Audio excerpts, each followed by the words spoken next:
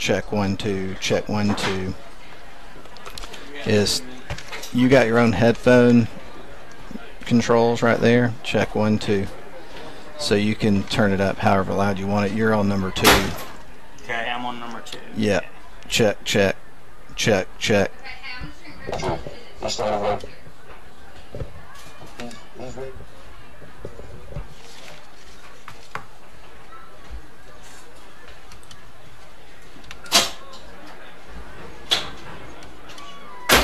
Check 1 2.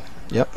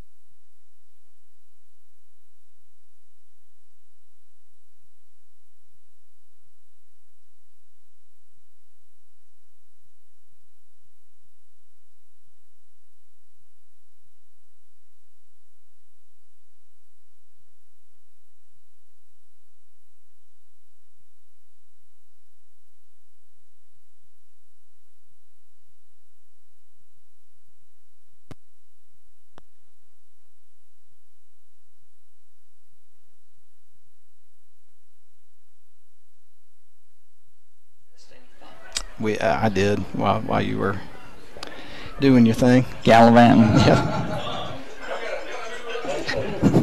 Sorry. The word from down there is Forsha. Porsche.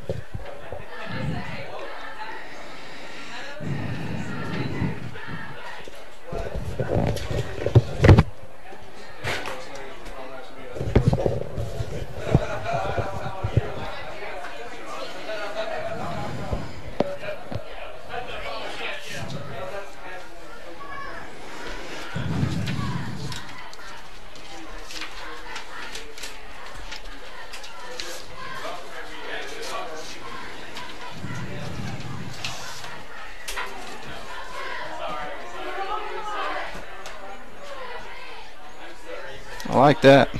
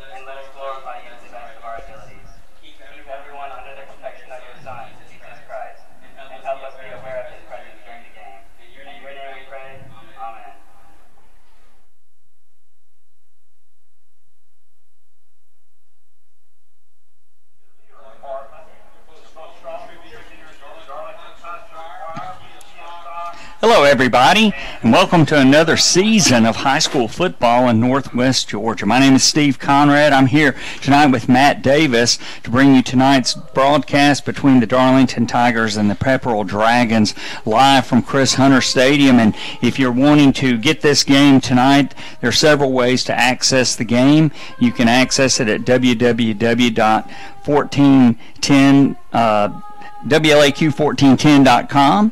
You can also access the WLAQ broadcast on 96.9 FM. You can access it on the TuneIn app. You know, Matt, I'm getting tired of all these things. I'm trying to keep them straight, but the TuneIn app, download it to your mobile device, then search for WLAQ, and you will be able to get that on the TuneIn app. You don't need to have the premium package to do that. You also can get the game live streamed with the video and the audio on YouTube at R Swiger #1. So that's RSWIGER1, R Swiger, numeric 1 on YouTube. Just go on there, search R Swiger 1, and you should pop up for you.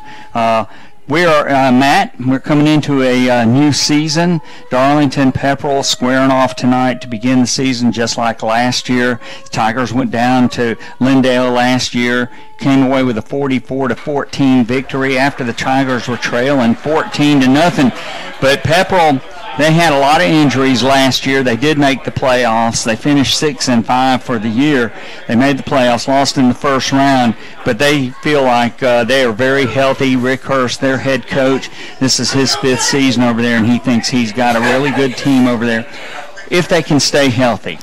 No doubt about it, and I think that one of the issues that Pepperell had last year, they were a young team. They had a sophomore quarterback who was starting for the first time, and I know he had some growing pains last year, but he showed flashes of what he could be in the future. So when you look at Pepperell, Steve, kind of like you were talking about, they're a year older and perhaps a year wiser, so I think you're going to see a much more mature team out there. And Rick Hurst, I talked to him a couple of weeks ago, and I could feel his confidence. He sounded as confident in this team as he has in the 5 seasons that he's been a part of the program. So I really think that they're going to be putting a good product on the field this year. It's going to be a challenge for both teams tonight. Well, it is, and part of it will be heat and depth. And I saw this this afternoon that Pepperell on Max Preps had 93 players on their roster. Of course, a lot of them will be freshmen or JV type players who won't be playing, but Darllington certainly doesn't have that many, less than half that many, and the Tigers right now look like a mash unit with people injured. Dawson Williams, of course, he is out tonight, and several other players have been dinged up. But, you know, we lost a lot of good players last year from last year's team, but this team is loaded on the offensive and defensive lines with Tate Ratledge, Cade Brock, and Luke Lewis. You know, he's on the defensive line. And, of course, you've got Tyson Daugherty, DJ Johnson, Aiden Langford.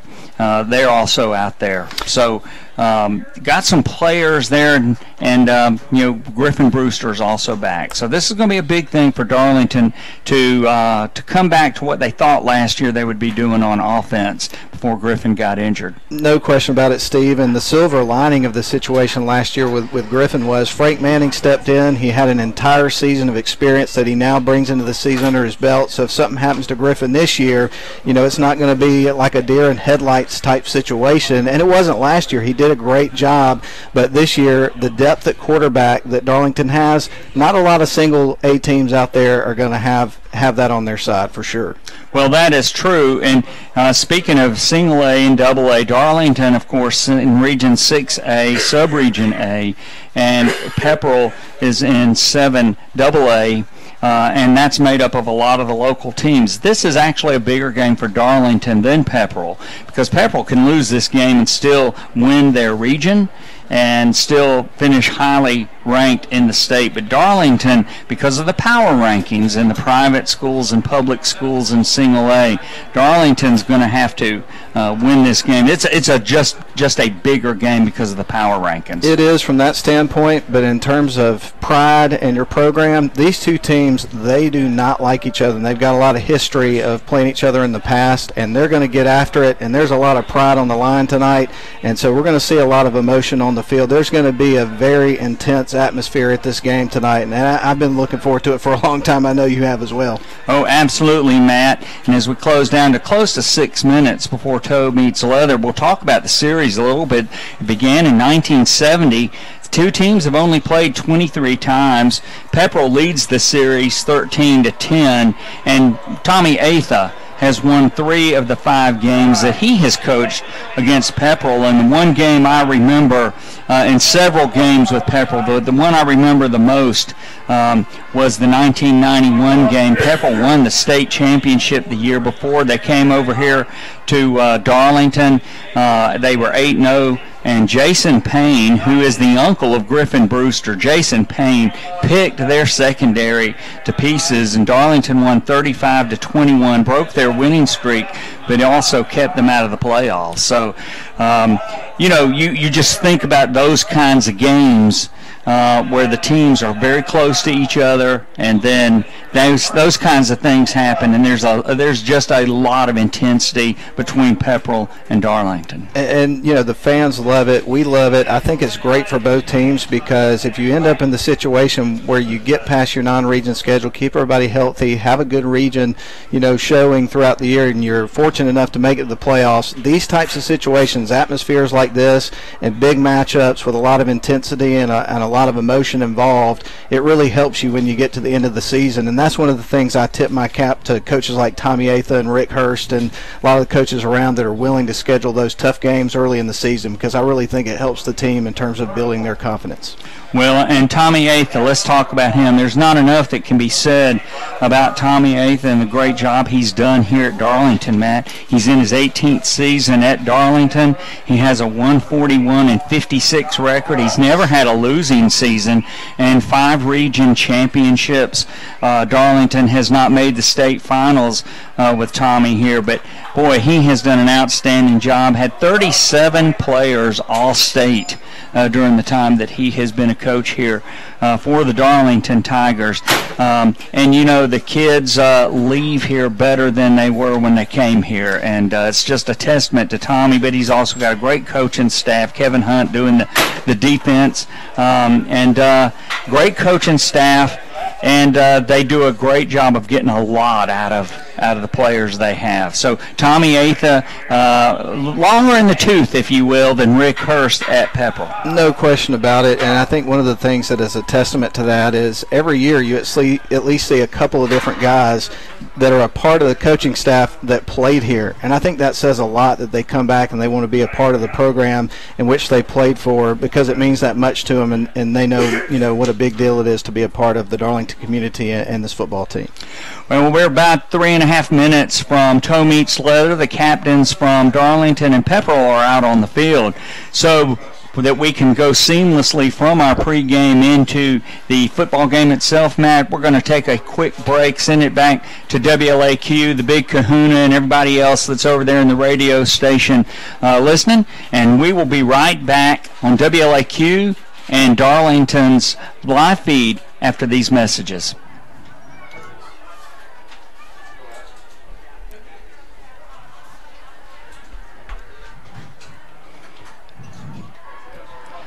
Down and ask.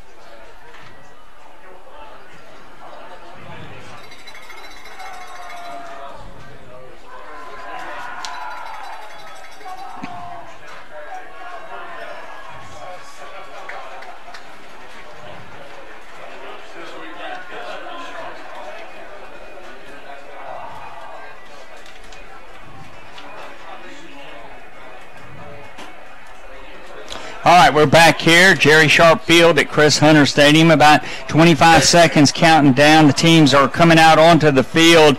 And for Darlington tonight, captains Tate Ratledge, number 50, Frank Manning, 14, Darius Smith, number 2, and Cade Brock, number 55. And for the visiting Pepperell Dragons, Peyton Rhodes, number 7, Jake Chandler, number 17, Josh Ross, number 24, and Blaine Nichols, number 9. Pepperell won the toss, Matt. They will defer to the second half. Darlington will receive to start the football game tonight. Tristan Wright going deep for the Tigers along with Colin Rogers. I have to tell you, Matt, I've just been looking forward to seeing Colin Rogers this year. If you ever want to see somebody who looks like Jim Taylor running the Green Bay Packers sweep, it's Colin Rogers, and he will absolutely lay the wood to people. Kicking off for Pepperell, let's see if we can get a number, and as we're getting that number, set the stage for you, and that is Ryan Hurst. Is that Ryan Hurst? That's actually Rick Hurst's son. He's a senior this year, and of course I hear he's got a pretty good leg. So, all right, and Darlington will be defending the goal in front of the A.J. Huffman Memorial Athletics Center. Darlington will be going right to left on your radio dial. Hurst is about ready to kick the football, get those chin straps buckled, and it's going to be a low line drive kick, and it is fielded at the 28, and the Darlington man, Matt, he ran that exactly the way you're supposed to. He didn't dilly-dally, he just ran straight upfield, and that's number 34 for the Tigers. And Hampton Watkins. Yeah, oh great, Hampton Watkins. You know, he played for us a number of years ago. Great young man. You know, he's got a brother, Tyler, on the team, but that was a great play, Matt. He just grabbed that ball and ran straight upfield. Darlington 1st and 10 at their own 43-yard line on the far hash mark. Anytime you can get an opportunity to start on on that side of the field, almost at the middle of the field, you're in good shape. And that was a good heads-up play, line drive right to him, and of course handled the ball really well. And they're set up in a good spot on the field. All right, here we go. Griffin is on the sidelines. I think that's Frank Manning at quarterback. A direct snap. Actually, Manning wasn't a direct snap to Colin Rogers, who was had a halfback in front of him. He takes it, Matt, runs to the right side, and he's going to have a gain of about 4 or 5. Yeah, you're going to see his number called a lot this year. I know that the Darlington Tigers would hope that they could kind of vary things up a little bit more than they did last year. You know, he had 288 carries last season. All right, and that is Tyler Watkins. Is that number 6 at the quarterback position, or is that Griffin? That is Griffin, yep. So he's in there now, number 8. And Colin Rogers is the halfback to his left, 2 wideouts to either side. Pepperell bringing extra people up, and they run a 4-3 defense, Matt. I mean, excuse me, a 3-4, but they had extra people on the line that time. They really did. Darlington didn't get quite the push that they wanted right there. Couldn't free up Colin Rogers, but good to see Griffin Brewster out on the field.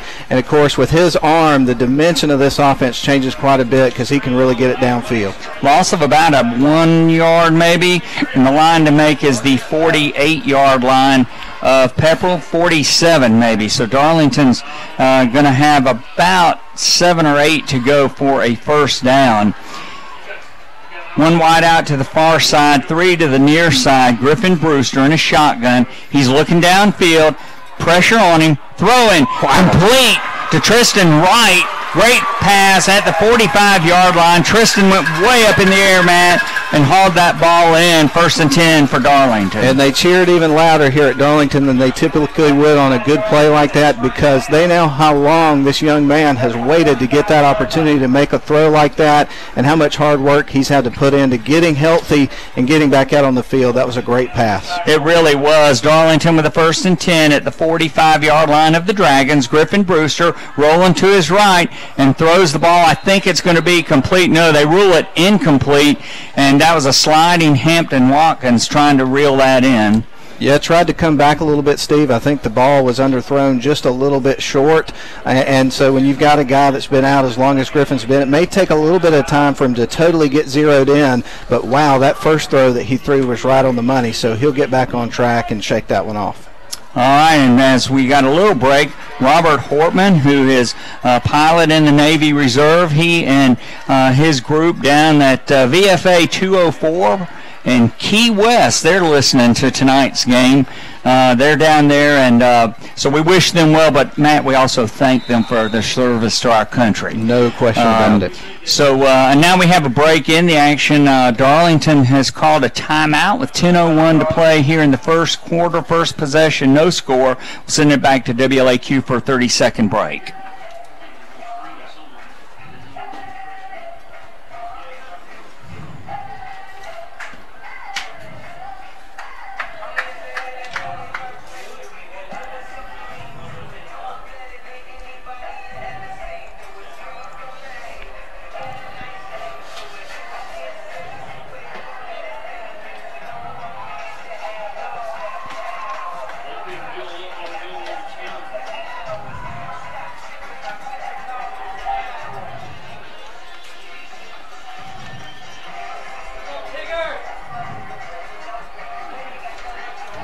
All right, Matt, we're back here, and speaking of the Honeymoon Bakery, since 2012, the Honeymoon Bakery has sponsored the Honeymoon Bakery Icing on the Cake Player of the Game. So at the end of tonight's game, two experts in football, me and Matt, we will actually select the Honeymoon Bakery Icing on the Cake Player of the Game, but we'll be talking about that a lot as the game goes forward. Darlington handoff to Colin Rogers, trying to get to the outside, and a great play by Pepperell linebacker, I think, that came up. That was number 24, I think, Josh Ross, and he came up and upended Colin right there at about the 46 of Pepperell, so a loss of 1. This is going to be third down and long for Darlington. Well, Steve, not surprised we're calling Josh Ross's name early, because he was the leading tackler for Pepperell last year, had 98 tackles, 3 interceptions, and he's really fast, gets to the ball very quickly, and that was a nice play. It really was long for Darlington, a long 10, maybe 11. Let's make it 11. Griffin Brewster in a shotgun, man in motion. Hampton Watkins right to left. Griffin Brewster looking downfield. Got time. Throwing it long down the middle of the field. Caught by Tristan Wright. Oh, holy cow, Matt. Boy, had a man all over him on a post pattern, caught that ball. He is gunning for the Honeymoon Bakery Icing on the Cake Player of the Game. Hey, look, we're talking about a quarterback that's got offers from Oklahoma State. He's got offers from Louisville, Kent State, Columbia, a bunch of different schools, and that's the reason why. Not too many kids playing at this level have an arm like that. What a throw. All right, Griffin Brewster on the money on Tristan Wright on a post pattern, and now it's going to be 1st and 10 for Darlington. Matt, I think they've marked it at the 9, maybe the 8, 1st and goal. Wow, what a great play for Darlington on a 3rd and long. Brewster in a shotgun, moving a man right to left, handing off to Colin Rogers, and Colin Rogers spins and squirts down to about the 5, and it'll be 2nd and goal from there. Yeah, we haven't seen Colin break a huge run yet, but one of the things that you see from him throughout the game is he really starts to wear on defenses as time goes on. And one of the things that Coach Atha told me just before the season was that, man, he's been working hard in the weight room and is even stronger this year than he was last year. That's hard to believe, because he was a good, strong, physical running back last year. To Griffin's left, in a shotgun, the whole offense is now looking over to the sideline, trying to get the play. So they're changing the play. 9 seconds on the play clock. Brewster moves Colin over to his right, and he's going to hand that ball to him, and he weaves his way. And there's a big pile of people. A helmet comes running out, flying out, and he's going to be down to about the 2. So not quite down to the end zone. 7:38 to play in the first quarter, and Darlington driving if you're just joining us, but no score. And Steve, right there, that was effort on Colin Rogers' part. He did get a good push up front, but there was contact from the defense of the line of scrimmage, and he took 2 or 3 guys about 3 or 4 yards with him. Yeah, Pepperell's got some hefty guys on their defensive line, Matt. So Darlington, to just push this ball in with 7.5 minutes left in the quarter, is going to really have to move some people there, but it's Colin Rogers, and he just dances into the end zone off the left side behind Tate Ratledge. Man, I'm not sure who's playing guard over there, but there was a nice little seam there. Colin Rogers, touchdown, Darlington, on a 2-yard touchdown run. No question about it. And again, like you say, the offensive line with a good push and a nice hole, and he just danced right in, and the Darlington Tigers strike first against Pepperell. Yeah, and the big play on the drive, the long pass from Griffin Brewster down to the 8-yard line, and it was Darlington was on the 46. So let's see if I can do the math. 38 yards. All right. The point after here, Manning puts it down. The ball is up. It is good. And let's see who that is that kicked that point. Matt? He's not on my roster. I've got two different ones, and he's not on either one of them. Yeah, not on mine either. Number 31. And hopefully we will not embarrass ourselves by calling the wrong names out tonight. But, y'all, the roster's been changing a lot because players have been coming and going, and a couple of players like Luke McDermott is on here, and we found out tonight he won't be playing this year because of a shoulder injury he suffered last year.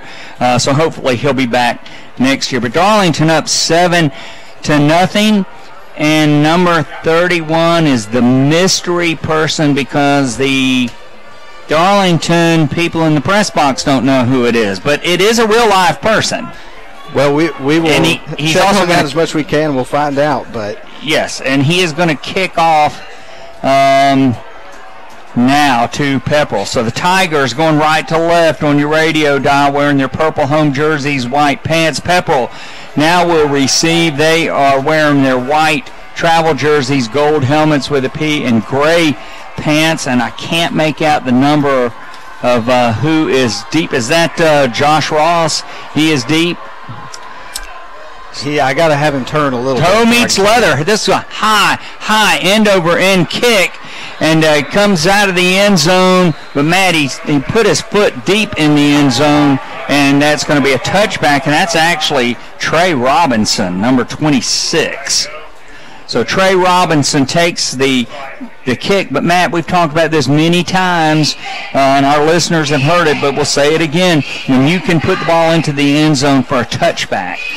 So the difference is Pepperell starts at their 20, Darlington started at their 42. And one of the big things we've been hearing about, to your point, Steve, about this Pepperell team is how athletic and speedy of runners they are. So you're right. When you can kick it in the end zone and not give up the opportunity for a big return, you're doing a good thing.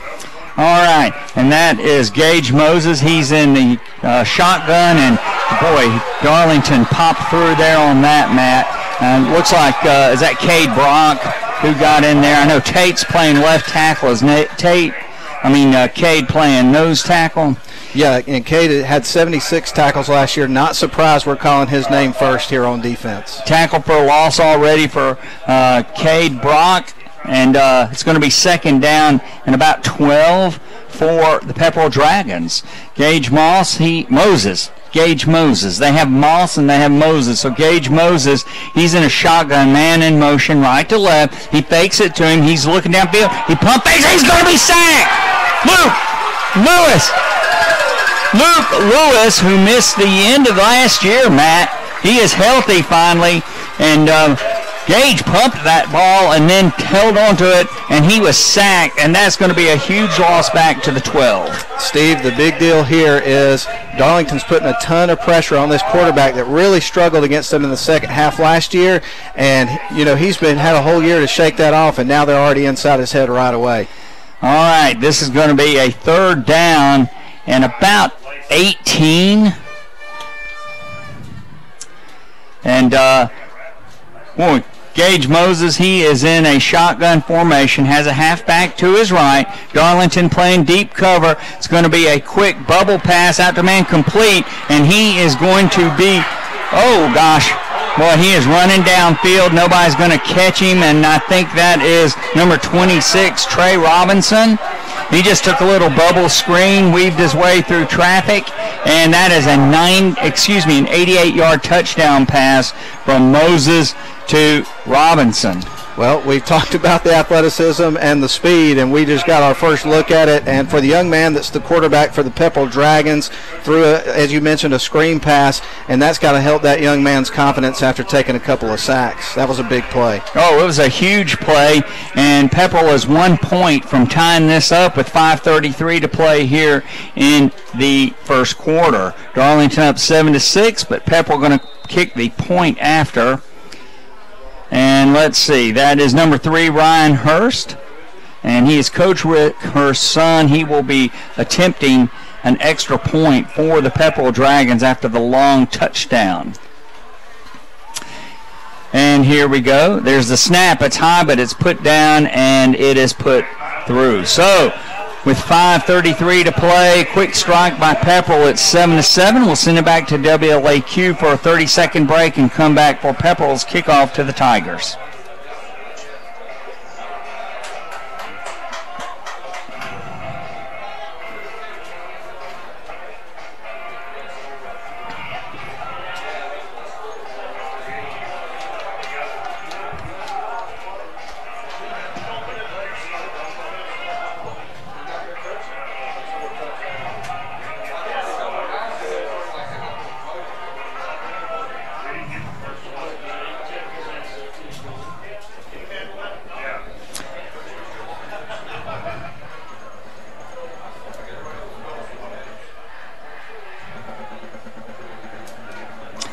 All right, back here at Jerry Sharp Field at Chris Hunter Stadium, Pepperell on an 88-yard touchdown pass off of a bubble screen for a touchdown.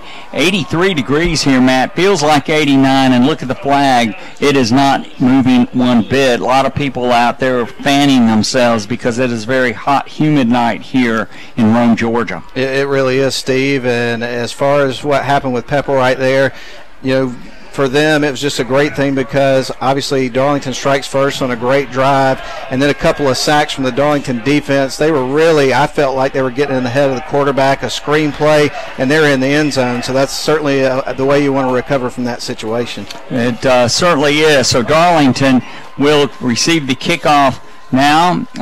Hurst is teeing it up.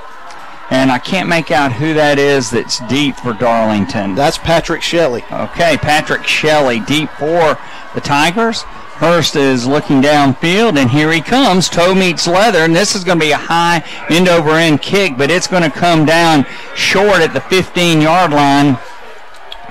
And that was Sam Welburn, the senior, and he just goes straight upfield, and the Tigers will have their second possession starting at their own 26. Yeah, last time they started out at the 43, so this is going to be average field position compared to what they had the first time.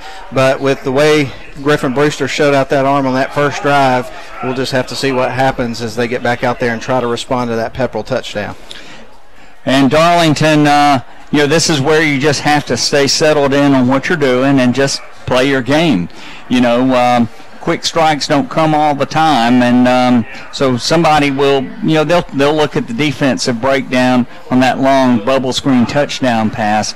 But the Tigers now with a 1st and 10 at their own 26-yard line, and they're going to hand the ball to Colin Rogers, and he runs out on a sweep, and he's going to gain about 7, and that will make it 2nd and about 3 for the Tigers. Yeah, you know, like you mentioned, just a simple sweep, and it was there for Colin Rogers, and he picked up a big chunk of yards there on 1st down. So obviously here with the playbook for Darllington is wide open after that point. All right, 2nd and 3 at the 33, 7-7 if you're just joining us with 5 minutes to play here in the first quarter. Darllington with a 2-yard touchdown run by Colin Rogers, and then Pepperell responded with an 88-yard touchdown pass on a bubble screen. Griffin Brewster to Colin Rogers, and that time, Matt, a couple of the defensive linemen for Pepperell just submarined in there and upended Rogers before he got to the 1st down marker, so it's going to be 3rd and about 1.5. All right, Griffin Brewster in a shotgun. Rogers as the running back. Darllington is going to hand it to Rogers, and that time, Matt, they shot in people right in the middle, and he came off the line, the left side, and has enough for a 1st down. Yeah, just went off tackle there, got a good block, and like you say, got just enough yards to get that 1st down and move the chains. And like you say, Darlington's just got to stay in their offense, be methodical, and I wouldn't be surprised here even on first down if we saw a pass from Griffin Brewster. Haven't seen one on this particular drive. No, the Pepperell linebackers are playing really close, and they are coming up shooting those gaps. They generally play a 3-4 defense, but they've got 4 people up on the line of scrimmage right now with the middle linebacker coming up, Griffin Brewster. He's under pressure. He's trying to throw the ball. He's going to be sacked, and that's going to be a loss back to the 32-yard line. For Darlington. Matt, that's a loss of 5. Yeah, the defense got in there quick. It looked like he was going to drop back, perhaps a little play action, and then the defense got there and he had no choice but to kind of tuck and take the sack. Yeah, and this is where Darlington doesn't want to be. You got to get some yardage on this so that you can have a manageable third down. And so it's obvious pass and second down and 15 for Darlington. Pepperell's bringing an extra linebacker. Griffin Brewster is under pressure. And he is going to be sacked again, Matt. And he was trying to throw a screen, and it wasn't there. And so now a gigantic loss for Darlington back to the 15.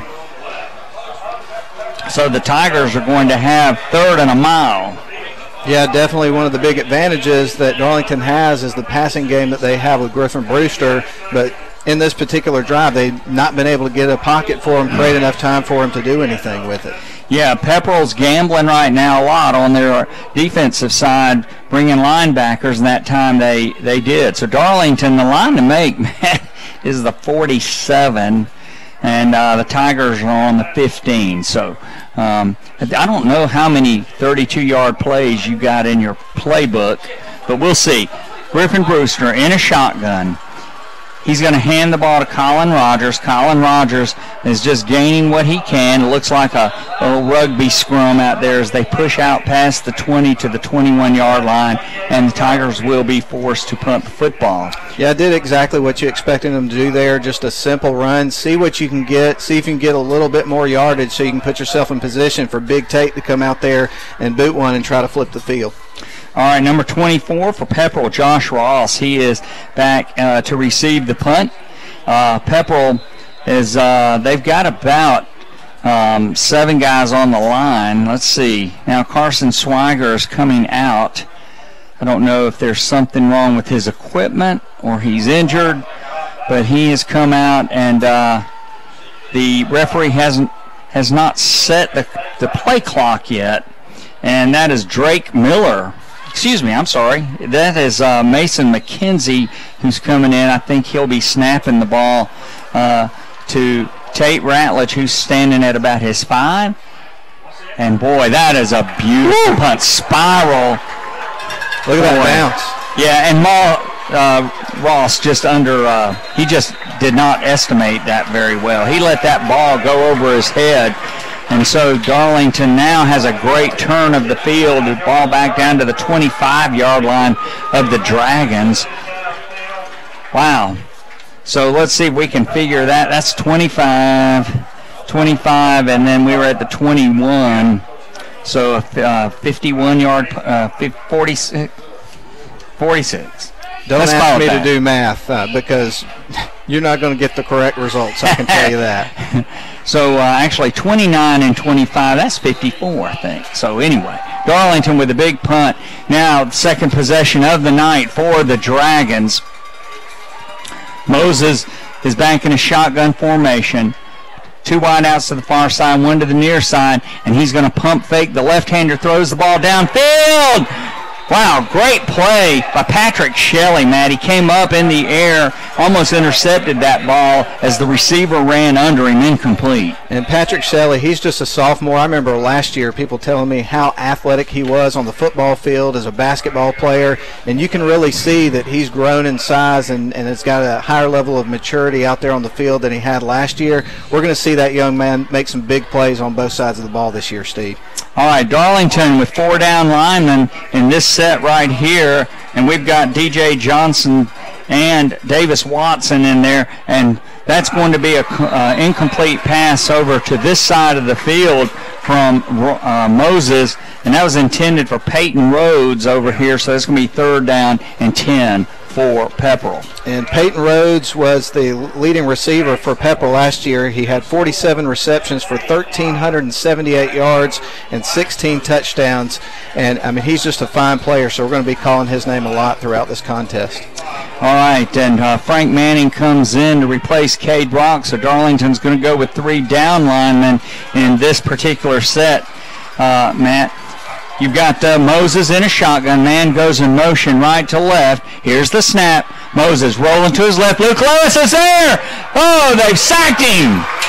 Boy, Luke Lewis turned him in, Matt. And then Davis Watson, the junior, he helped wrap him up, and that's going to be 4th down for Pepperell. Yeah, that was great teamwork right there. I also think that perhaps Hampton Watkins had a part of that tackle right there at the end, and, of course, came in there and kind of cleaned up the situation, but that was a big play on defense. Absolutely was. Hampton Watkins with that great play on the opening kickoff. He's gunning for the Honeymoon Bakery icing on the cake player of the game, which we will award to a Darlington player at the end of the football game. Honeymoon Bakery on Broad Street in downtown Rome, Georgia. If you've never been there, you need to go.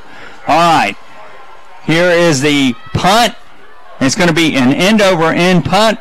Tristan Williams takes it, stutters, comes to the near side. If he's got some edge over here, man, going downfield, and he is going to be tackled at about the 25-yard line. Matt, that reminded me of something I saw Johnny Rogers do playing Oklahoma in 1972. Well, I don't remember that because I wasn't born until 1978. Correction, it was 1971. He took a stutter step and then came to the near side, outran the Pepperell coverage, and a great special teams player by Tristan Wright, who is definitely gunning for the Honeymoon Bakery icing on the cake player of the game. 13 seconds left here in the first quarter. No question about it, and Darlington with a real opportunity right here to get something going. That we're all tied at 7 apiece, but all that could change in the blink of an eye here with this offense.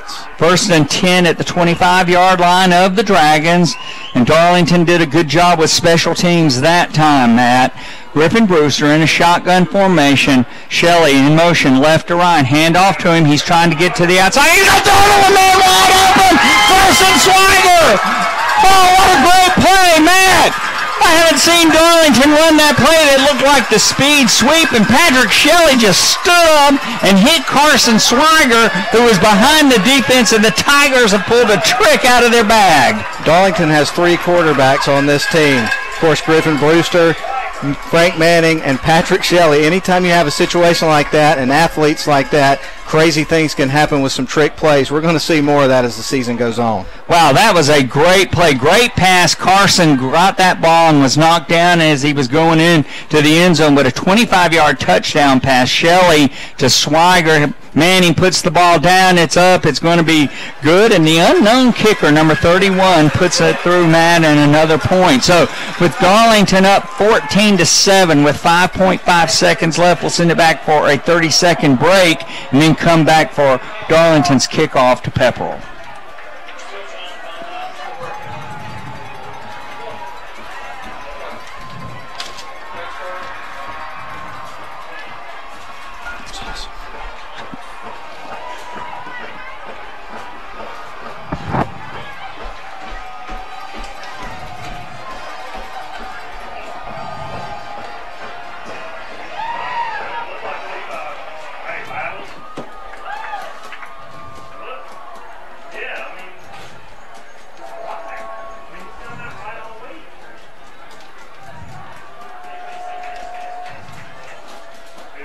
Well, Matt, we're back here together for the listening audience to be with us, too. Jerry Sharp Field, Chris Hunter Stadium. What a great pass from Patrick Shelley to Carson Swiger. Hey, if the Darlington Tigers can keep everybody healthy throughout the season, this team looks really good. They're executing extremely well on offense. We've seen some big plays on defense, and so this could be a really special year for this team, again, if they can keep everybody in good health status. Toe meets leather, high, end over, and kicking the end zone again. Touchback, Brinson Sumner. number 31. He's on our list as number 37. But, Matt, I'm telling you, Brinson Sumner, he played for us as a peewee. He was the only guy we ever had that we would have let kick a field goal in peewee games. He had a leg then, just a great young man, and son of Shaney and Greg Sumner, just a fine young man. And obviously showing his consistency throughout the game tonight. He's already got a couple extra points. Every time he's kicked off, it's been in the end zone for a touchback. If he can keep that consistency up throughout the season, man, what a huge weapon that is going to be. It would be, and just so glad to see him kicking this year. He's a junior, and he didn't play the last 2 years. So glad to see him out there. Moses in a shotgun. Man comes in motion left or right, and they faked it to the man in motion and handed it to the right halfback, Matt, but nothing doing. Darllington stops that, and that is all there is for the first quarter. Out of time for the first quarter. The hourglass has drained for the quarter, and we will send it back to WLAQ for another 30-second break, and then right back for Darllington and Pepperell. Second quarter coming up. Don't go away.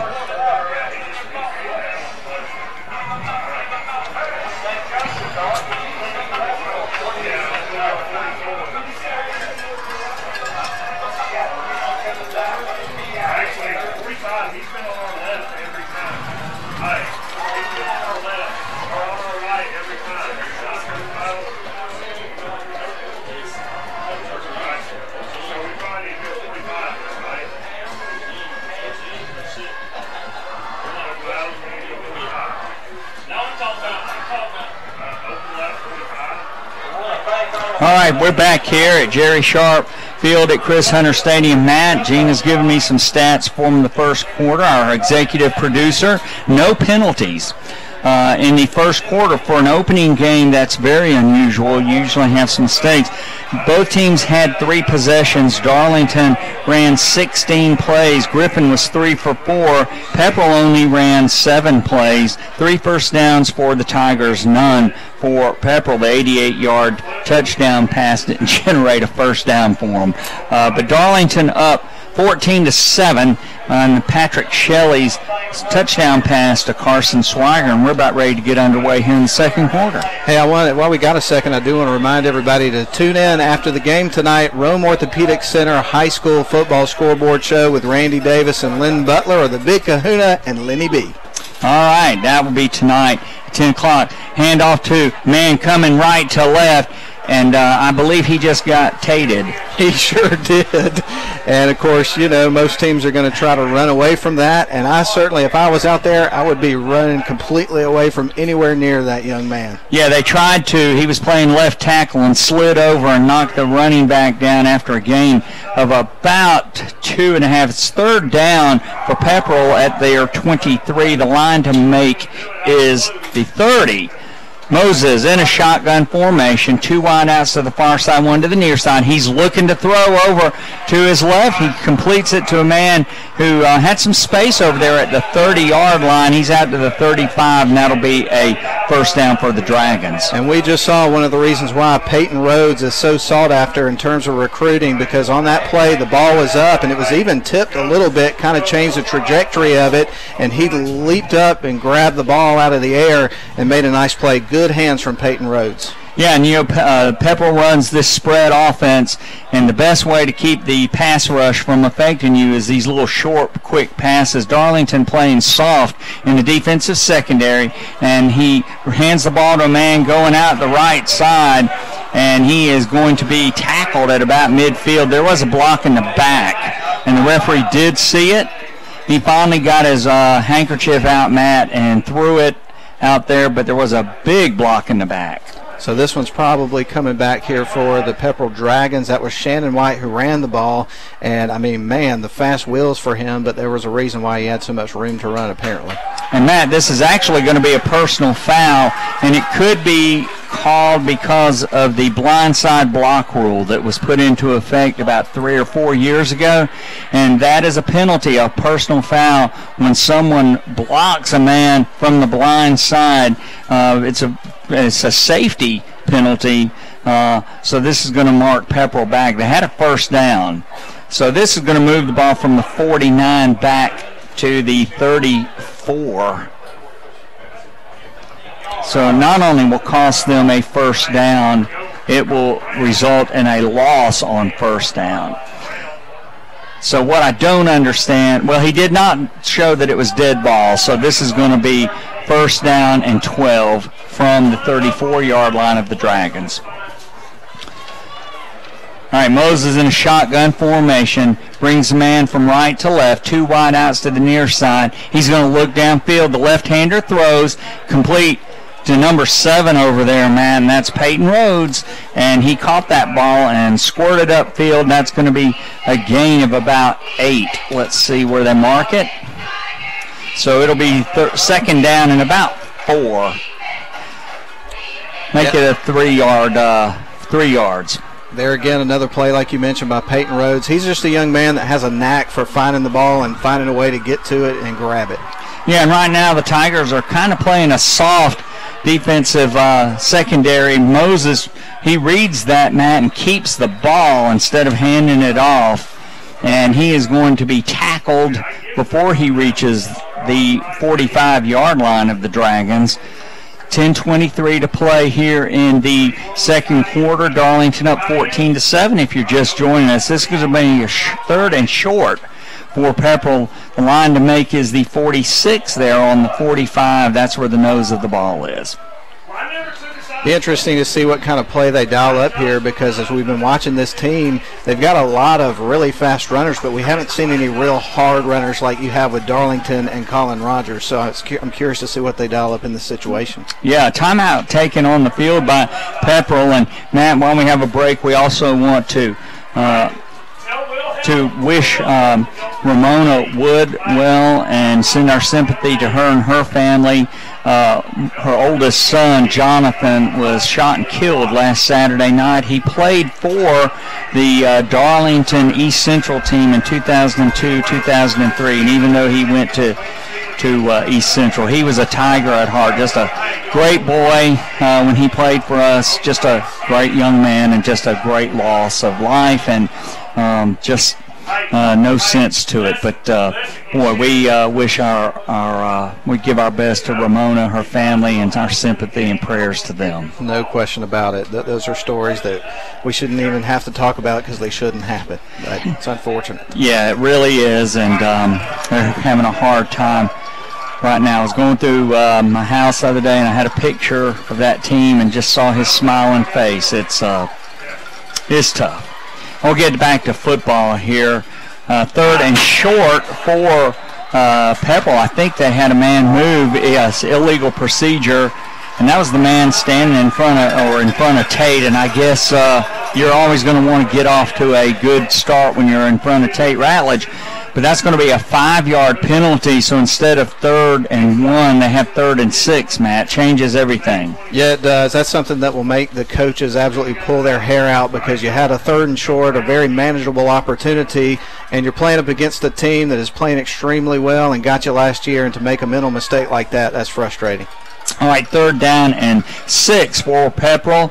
1 wide out to the far side, 2 to the near side. Moses looking downfield. He's going to throw the ball long. Has a man out there, and it is going to be incomplete.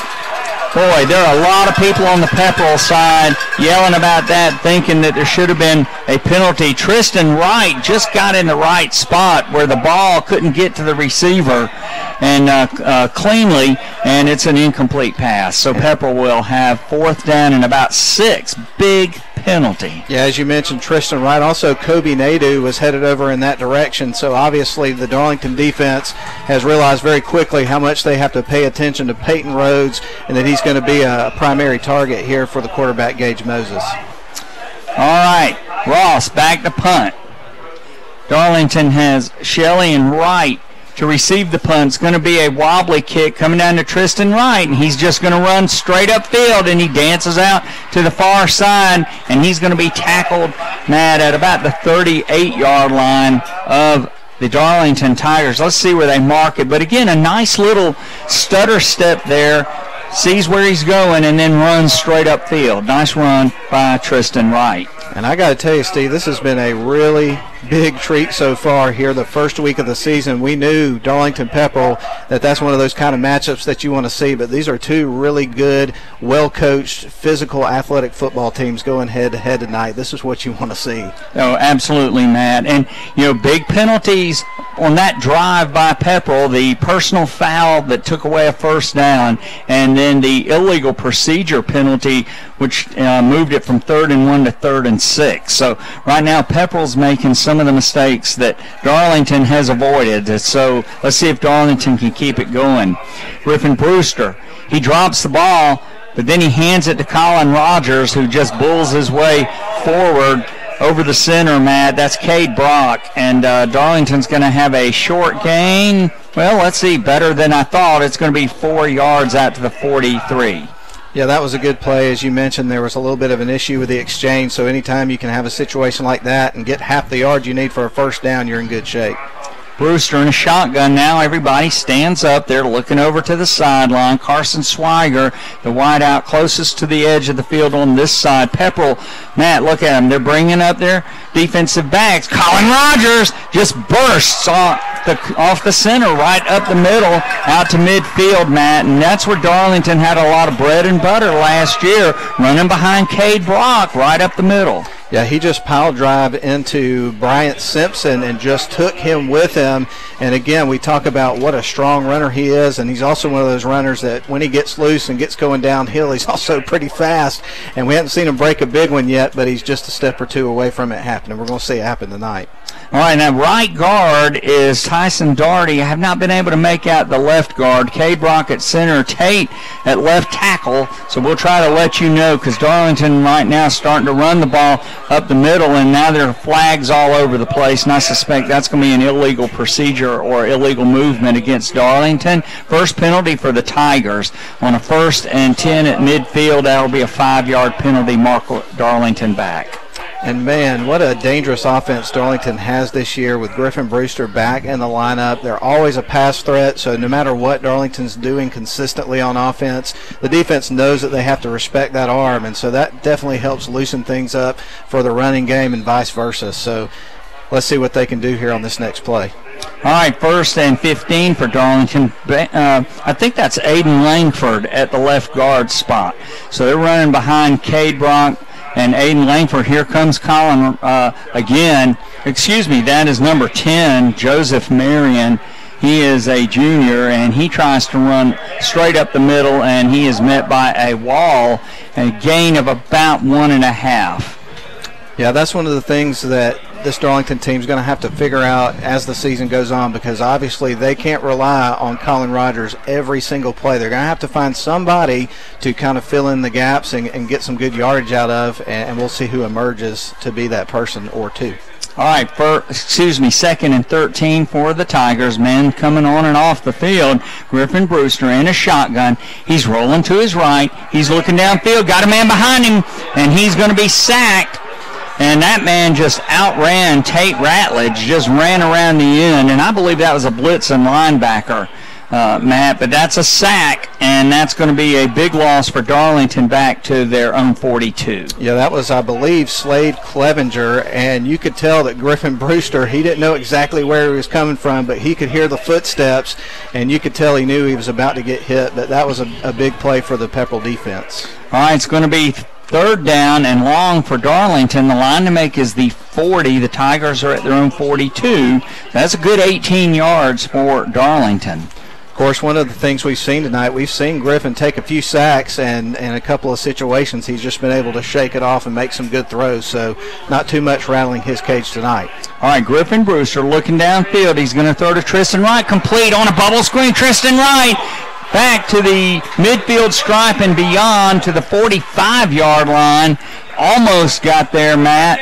Boy, it looked like he might, but a Pepperell defender came from the far side and knocked him down. So it'll be 4th and 5 for Darllington, and they will punt the football. Yeah, I was just about to ask you, with this part of the field at this point of the game, do you take a risk here because you are on that side of the field, or you just try to pin them back as far? And it does look like the Darllington Tigers are going to do that and send Tate onto the field, as you mentioned.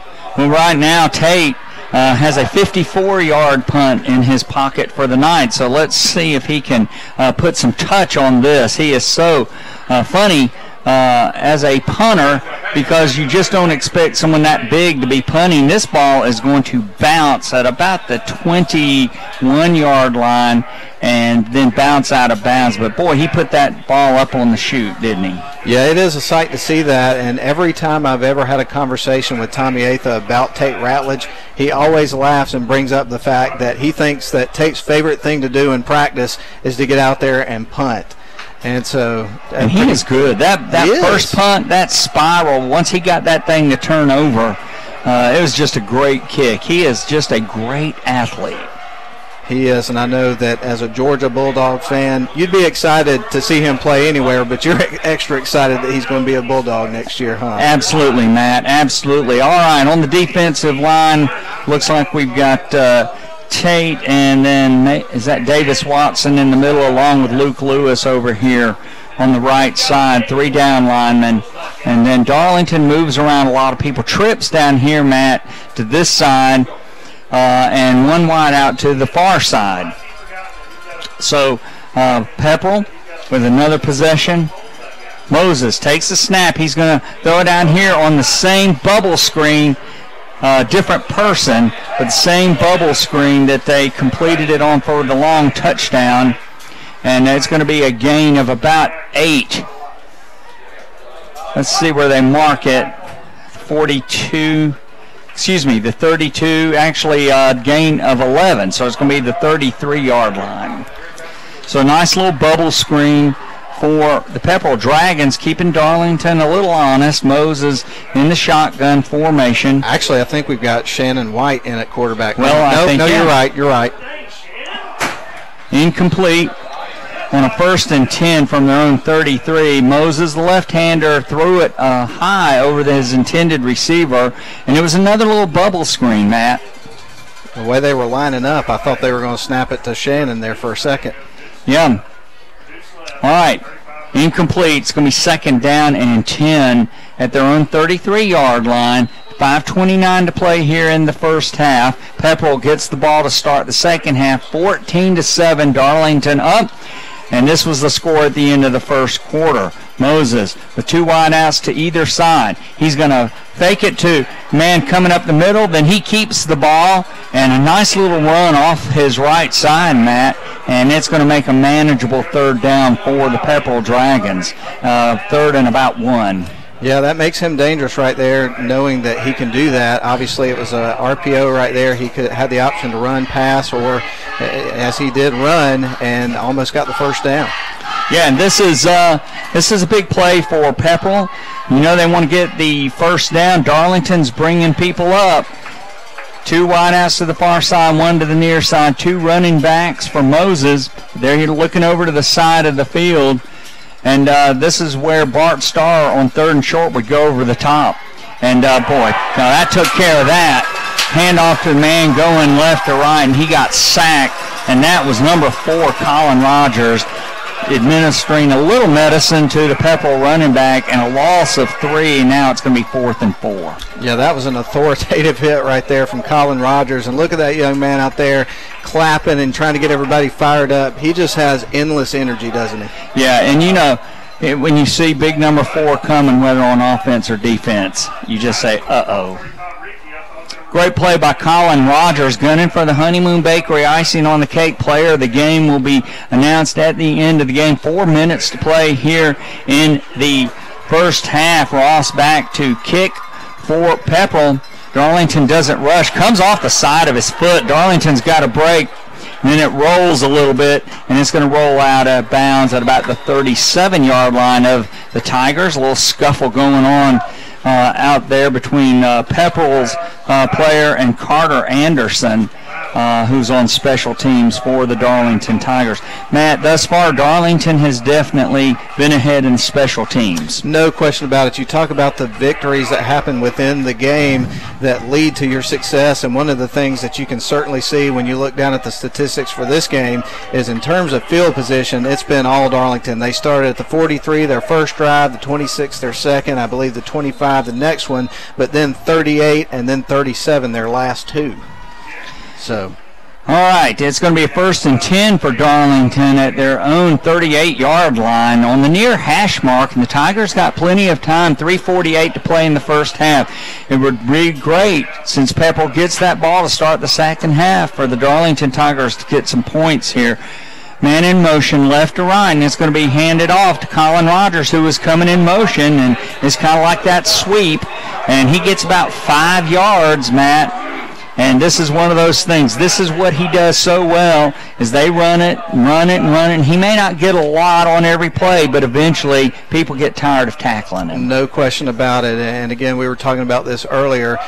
You're going to see a lot of short yardage plays from him, but eventually, some point in the game, he's going to find a way to break free, and we're going to see him take one to the house, and we'll just see at what point that starts to happen. All right, 20 seconds on the play clock.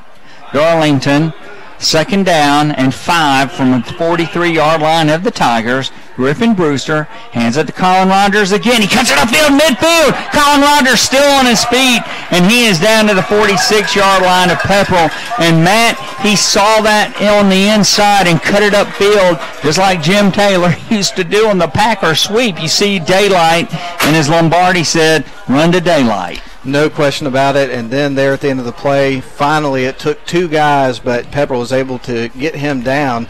But again, it took 2 of them to muscle him down to the turf. Well, it's going to be 1st and 10 for Darlington at the 46-yard line of the Pepperell Dragons. 18 on the play clock. You know, Matt, every once in a while I think shot clock, but that's a different sport, so correct me if I get there. Griffin Brewster in a shotgun formation, 1 wide out to the far side, 2 to the near side. Colin Rogers just bulls his way forward down to about the 43-yard line. And, Matt, that almost looked like a little wedge play. So it's going to be a gain of about 4 for Darlington. 2nd down at the 42 on the near hash. Yeah, I like this drive. They're keeping it simple, running the football, kind of taking some of the clock here, and let's see if they can get it down the field and, like you say, go up by 2 scores before going to the locker room and getting the ball to start the second half. 2 wide outs to the far side, 1 to the near side. Griffin Brewster with 2 men in the backfield. He fakes it to Colin Rogers. He's getting rushed. He's going to complete it to Colin on a seam. And Colin Rogers, he took that ball, and what I was trying to say is safety valve.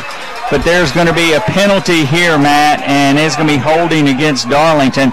Great presence of mind by Griffin, and Colin Rogers took that ball inside the 30-yard line of Pepperell, but there's a penalty, a holding penalty against Darlington. You really hate to see this one coming back in any situation, but like you say, that play by Griffin Brewster, there was a spin move in there, and for him to, realize that he didn't have the first man he was trying to go to and make that play to Colin Rogers, wow, that is a big-time player making a big-time play. Yeah, and that's a big penalty against Darlington because there was a big 1st down, and now both teams have hurt themselves with penalties that negated 1st downs. I got some scores for you while we got a second, if you don't mind if I run down this Absolutely. real quick. This one's a little bit of a surprise to me, but right now Coosa is up over Tryon 14-7, playing up there at Sam R. McCain. Rock Mart's over Cedartown 10-0.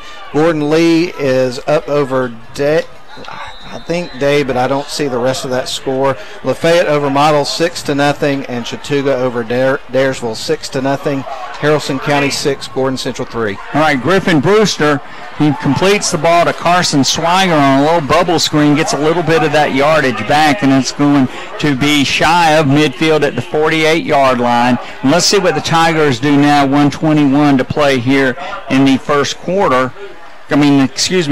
half. Yeah, this is kind of a tricky spot here because obviously, to get the first down, you're going to have to more than likely put the football in the air. But at the same time, with 1:06 left here in the half, you don't want to do anything, too risky here and risk throwing an interception and giving up a return. Oh, absolutely. Absolutely. 54 seconds left. Darllington on a 3rd down and long. The line to reach is the 36. Griffin Brewster is going to throw complete to Colin Rogers on a bubble screen, and Colin Rogers is upended. Matt, that was a great play by number 5, Drake Miller of the Pepperell Dragons, because he didn't try to tackle him as much as he just dove up under him, and that's going to make it 4th and 9. And as far as that play is concerned, I like the play because it wasn't too risky, and you did get some yards out of it, and you got an opportunity here with 20 seconds left for, of course, the clock to run out and for us to go to halftime. And I think both teams are satisfied to let the clock run out because they're just standing around, and we're about to reach the end of the first half. So Darllington up 14-7 after one half of football tonight. For the 2019 football season, the two teams go off the field to the locker rooms, and we are going to send it back to WLAQ for some commercial breaks. And then we're going to come back and talk about the first half. And we will also be talking about college football a little bit. And even though it is early before college football, the first game's tomorrow night, and this is the 150th anniversary of college football this year. Always love talking about that. Be right back.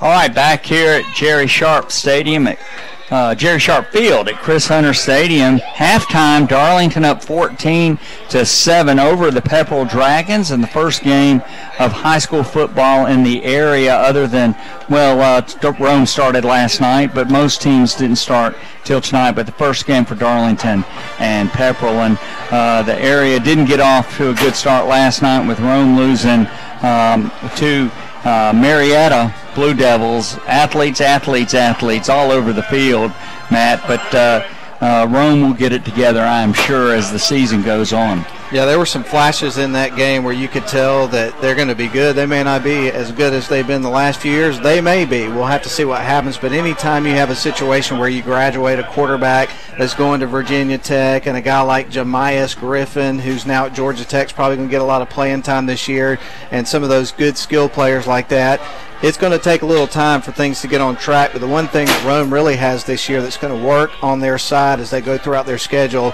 is just really good offensive and defensive line play. So I think they're going to be okay. I don't think there's any reason to hit the panic button if you're a Rome fan. All right.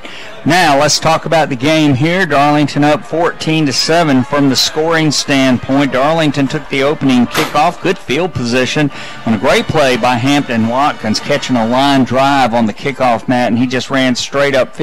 Tigers started with good field position. Big play was a 38-yard pass from Griffin Brewster to Tristan Wright. Got it inside the 10-yard line, and then Colin Rogers on a 2-yard touchdown run, and Brinson Sumner put up the point.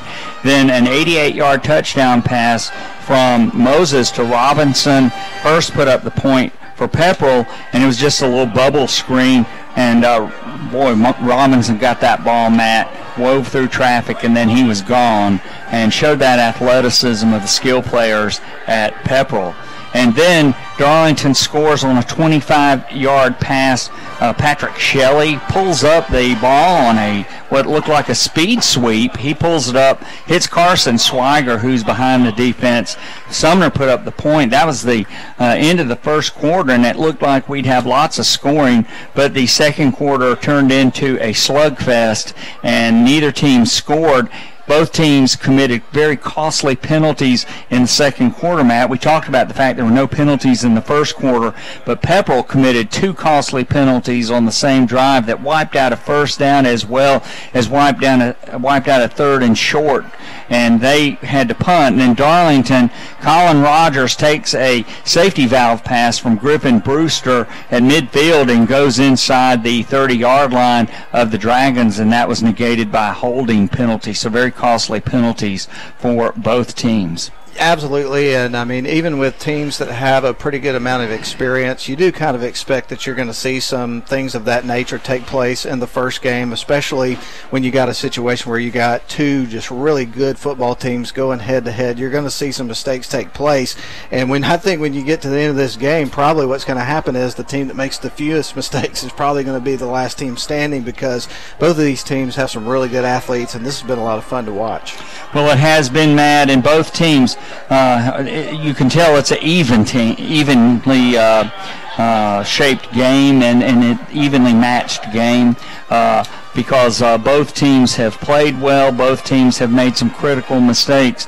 But as you go through the stats, Pepperell has run 16 plays. They're 4 for 8 on passing. Darlington has run 26 plays.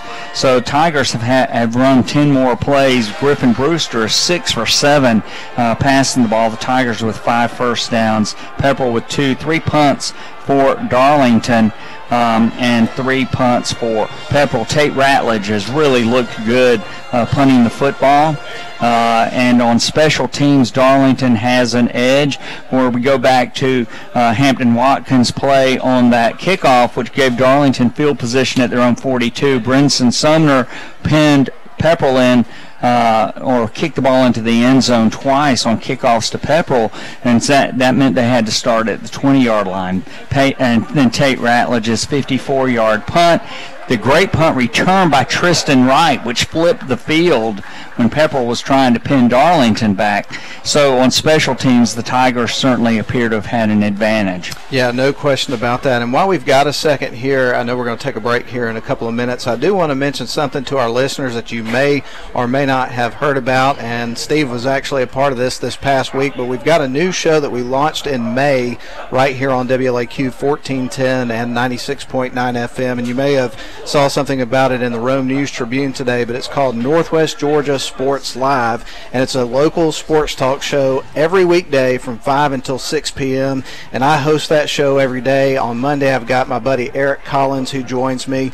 We talk about a variety of topics. On Thursdays, Ian Griffin comes in, and we pick college football games. On Friday, I'm joined by Ian Griffin of V3 again, and my dad, Randy Davis. We pick high school games, and we're also going to line up a day, I believe, on Tuesdays when Steve's going to come in, and we'll talk about a variety of topics, including high school and college football as we go throughout the football season. And then on Wednesdays, Jeremy Stewart from the Rome News Tribune, the sports editor, he gives us a report on the coverage that they have going on and talks about some of the big games because he's in touch with all the different coaches in the area and certainly has his finger on the pulse of what's going on in sports. And that's the goal of the show, is just to try to get as many resources together as we can in the community with people that keep up with sports so that we can have some fun and talk sports with our friends and keep people entertained and informed about what's happening in our local sports community.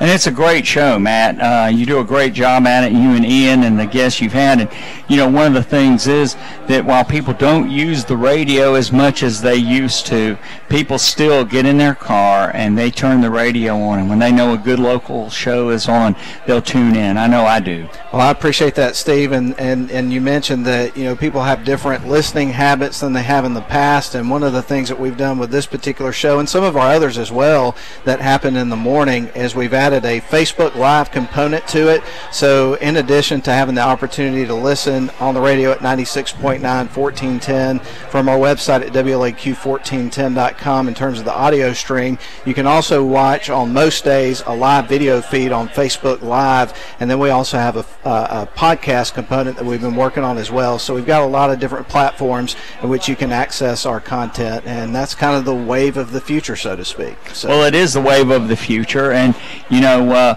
but the nice thing about the future is we're still in the present, and we'll move into the future because in the present, high school football. That's right. Starting this weekend in Georgia. Corky Kell Classic started last night, but by starting earlier now, teams actually get 2 off dates, and that's a big thing for kids that are out there beating each other up, if you will, and the physical nature of the game. So it's great to be here tonight, this first game, and Darllington is starting to show some different things. Players are starting to emerge already, Matt. Patrick Shelley, Tristan Wright, and, of course, the linemen that we are looking at for 2019 for the Darllington Tigers. And, of course, we've got Luke Lewis, Tate Ratledge, Cade Brock, but we've also been seeing Tyson Daugherty, Aiden Langford, DJ Johnson, Davis Watson. So guys picking up the slack from last year. And Darlington's starting to show some flashes, and the skill players. With that line, Tigers could have a good year, but you just got to stay healthy. You do. That's the key. Any situation, at any level, it's all about staying healthy, but especially when you have a roster as small as the teams do, when you're at the single A level, it's all hands on deck. You are just a couple of guys away from having a big difference and some things to overcome. So, again, can't say enough about the health status of this team and how imperative it is that they stay healthy to have a good year. All right, Darlington up 14-7. We're glad to have you with us tonight. We're coming from Chris Hunter Stadium on the beautiful campus of the Darlington School.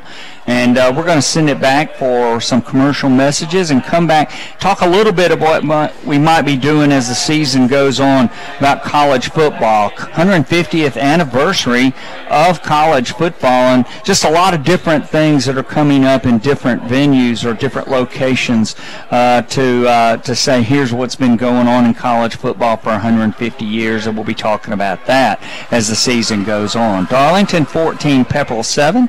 We're going to send it back to WLAQ for some commercial messages, and then we'll be right back.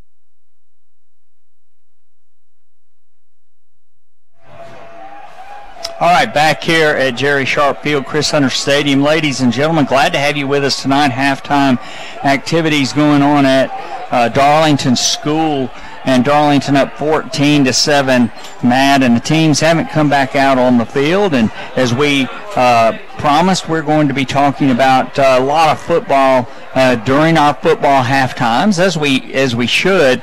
But this year, college football, 150th anniversary, first college football game played in Rutgers, New Jersey in 1869 between Princeton and Rutgers. And Matt, they had a 3-game series, and Princeton won the first game, Rutgers won the second, and then the third game was canceled because the faculty said that the students were taking too much time to think about football than their studies. Is there a such thing, Steve? Is there such a thing? But even 150 years ago, people were too interested in the game, and the faculty complained about the students' distractions by football. Of course, it wasn't something we would recognize.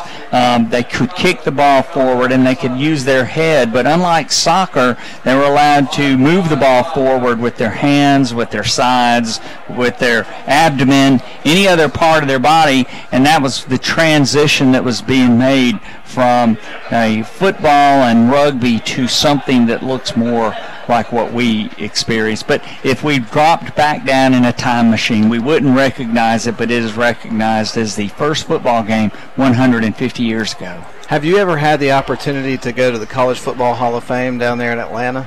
I have, Matt. It's a wonderful place. Anybody who's a football fan needs to go to the College Football Hall of Fame. And, you know, one of the things that's also interesting about it, my son, he's 11 years old, and at this point he really doesn't have any interest in football. But I think even if you're not a football fan, you can go to that museum and enjoy yourself because it's really technology-driven. They've got this massive video room where you can watch a movie on this huge HD screen, and everything's really interactive. And I think that's the thing that he liked about it the most, was the way it was so interactive. And then also they have the playing field in there, and he went down and did some of the drills, did a really good job, and just had a good time. So it's one of those things that, like I say, if you've not really been exposed to football much, you may go there and start to fall in love with it.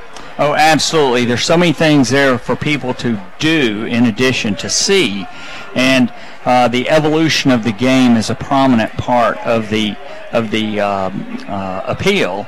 And so if you get a chance to go to the College Football Hall of Fame, it's great, and you know which team you want to look at, and you can do a lot of things with that. And as the season goes on, ESPN is doing what's called CFB 150, and so they will be adding stuff to their information that they have on ESPN.com about the 150th anniversary of college football. Sports Illustrated did some top 10 items a couple of weeks ago for the 150th anniversary, but certainly the ESPN site is really good, and Ivan Mazel did a great podcast on the death and funeral of Newt Rockne in 1931, the Notre Dame coach, because he said it wasn't just a funeral, it was an event because of the way Rockne had affected the viewpoint of football, that when he became head coach in 1921, Notre Dame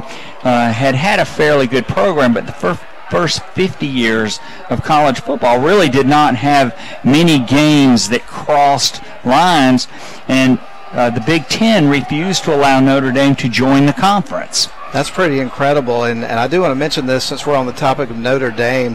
It has always been a bucket list for my family to have the opportunity to go down there and go to a game, and when Darllington has the bye week coming up in a few weeks, we're checking that one off the list. We're going to get the opportunity to see a game there, and we are all so excited about it. Well, you're going to have a great time. We've been up there. It's a great venue. The people up there are just really exceptionally kind, and we enjoyed that.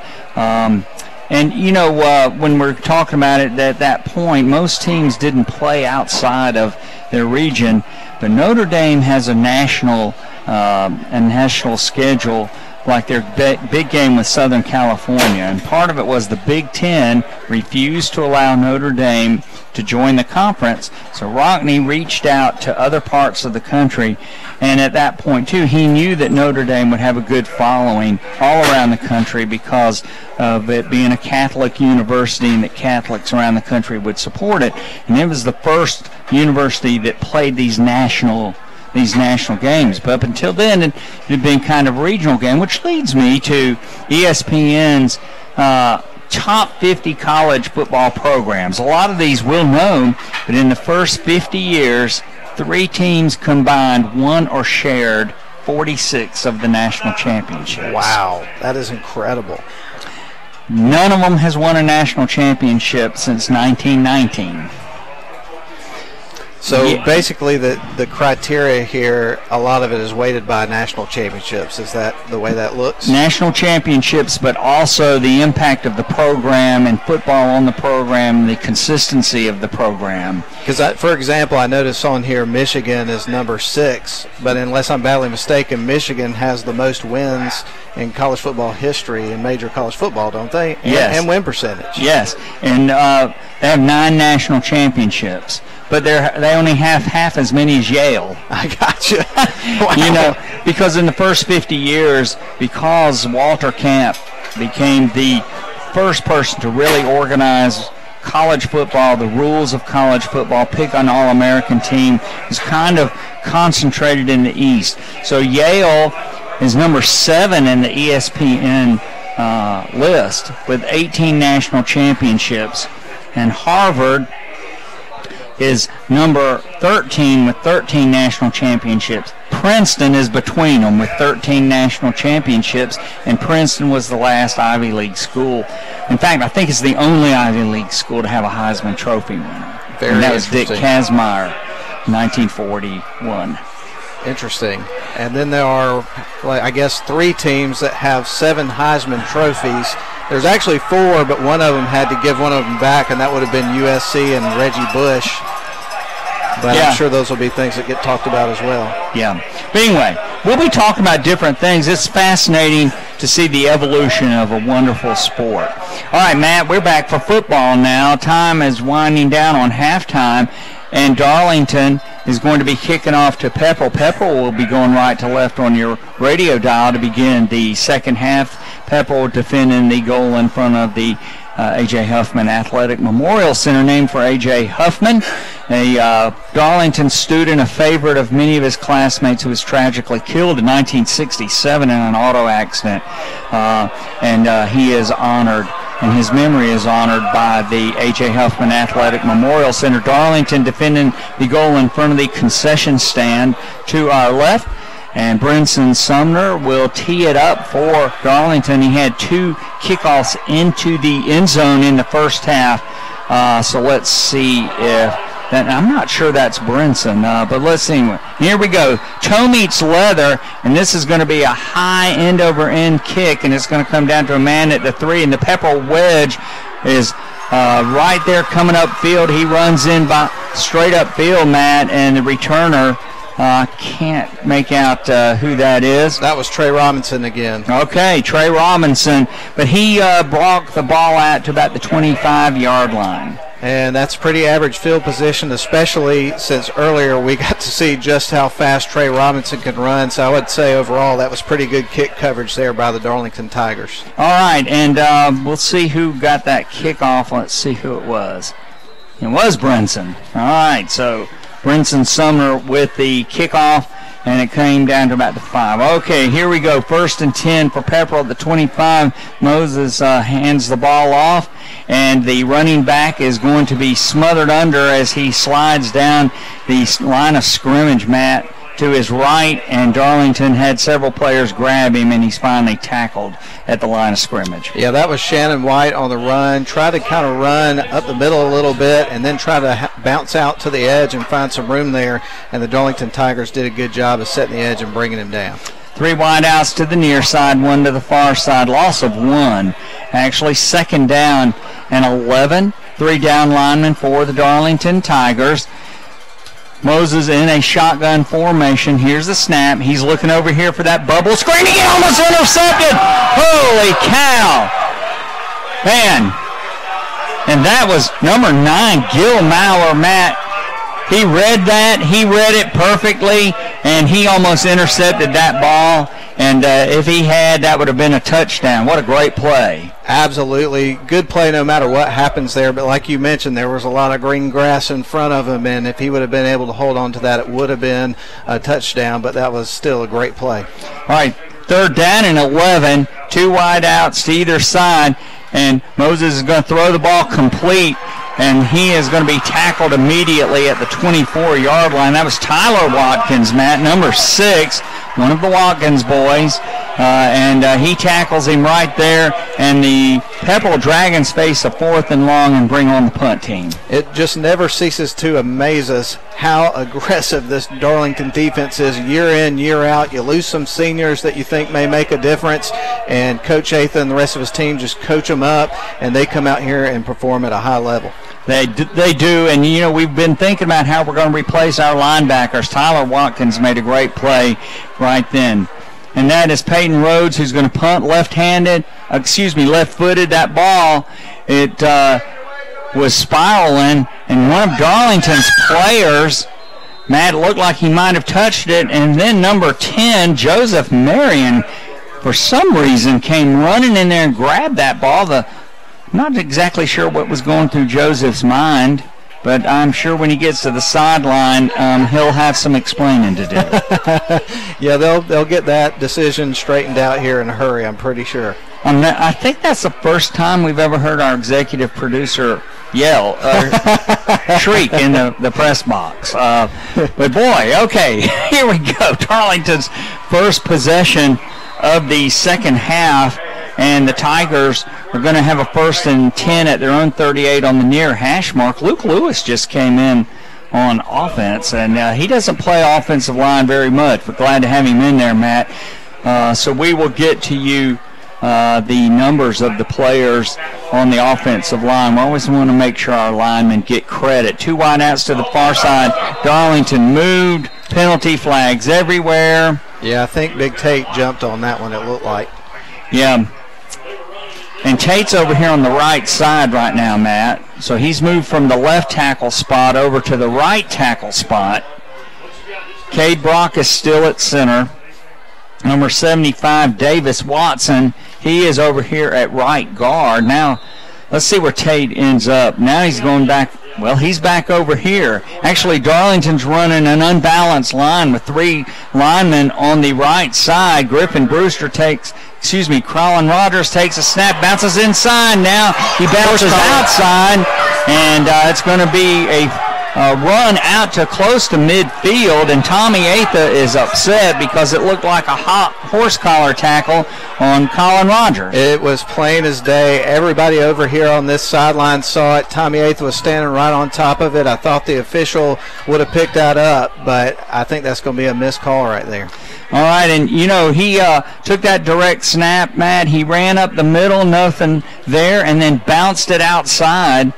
And boy, Tommy's having a big conversation with the referee over here, and he's shaking his head. Now something's going on, that they're having a discussion. Now, okay, this is going to be the mark for whether it's a first down or not. Matt, another thing about high school this year. Okay, Gina's trying to point out something to us. Let's see what they're going to say. They're trying to get people back from the sideline. So it is a first down. So it's going to be a 1st and 10 for Darlington at the 48 on the near hash mark. Matt, one of the changes is that high school rules now incorporate the college rule about the play clock, not the shot clock. I keep wanting to say that. Play clock. But as soon as the ball is down, then it goes to 40 seconds and starts running down. Griffin Brewster, handoff to Colin Rogers. He was stopped in the backfield, spun forward, Matt, and he is going to be out to maybe the midfield stripe. So nice little run by Colin Rogers.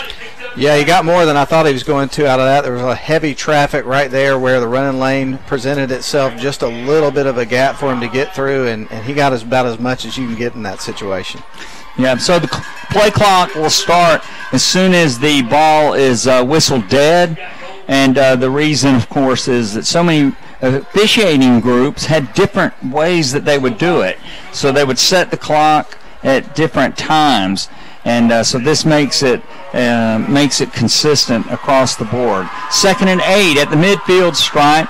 Griffin Brewster throws complete to Tristan Ryan on the bubble screen, and he escapes one tackler, and then he gets out inside the 45 mat of the Dragons. I think that was Luke Overbay who brought him down, and he just grabbed him by the shoelaces, essentially. It looked like he was going to break that one for a big run, and he got him just in time. Well, Tristan Wright is very elusive, man. He's got that little stutter step. He just kind of stops and then goes. Cam Gibson, one of the great players Darllington had earlier this century. It sounds odd, doesn't it? But earlier this century, he had that same little stutter step.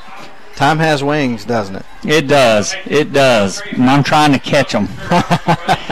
3rd down and short. About 2.5 yard line, 2.5 yards for the first down. And the Tigers have gone back into a huddle. It looked like they were going to try to rush for some power. They're going to run power here. Griffin Brewster under center, hands off to Colin Rogers. Colin Rogers breaks through, and he's going to be tackled inside the 35-yard line. Man, let's see where they mark it down. 30-yard line, but he had 2 running backs running in front of him over on Tate Ratledge's side. I think I see some laundry out on the turf. Oh, no. Let's see what's going to happen here. And let's see what the referee is going to. It's a face mask. It's a face mask against Pepperell. So this will add another 15 yards to this, unless they call it incidental. Let's see what they do. It's an incidental, so it's 5 yards, but the Tigers have a 1st and 10 at the 26-yard line. Darlington's getting up to the line quick. Now it's going to be smash mouth, Matt. Smash mouth. Power football. Colin Rogers behind 2 backs in the backfield blocking for him, running off the side where Tate Ratledge is. And it's going to be a gain of about 9. Let's see where they mark it. And it's like there's nothing they can do about it. You know it's going to Colin Rogers for the most part when they line up in that power formation. But as the drive goes on, he just keeps wearing defenses down, and those runs keep getting bigger and bigger. All right, Pepperell calls a timeout to try to stop the bleeding. And we're going to send it back to WLAQ with 7:10 in the 3rd quarter. Darlington 14, Pepperell 7. We'll be back after a 30-second break.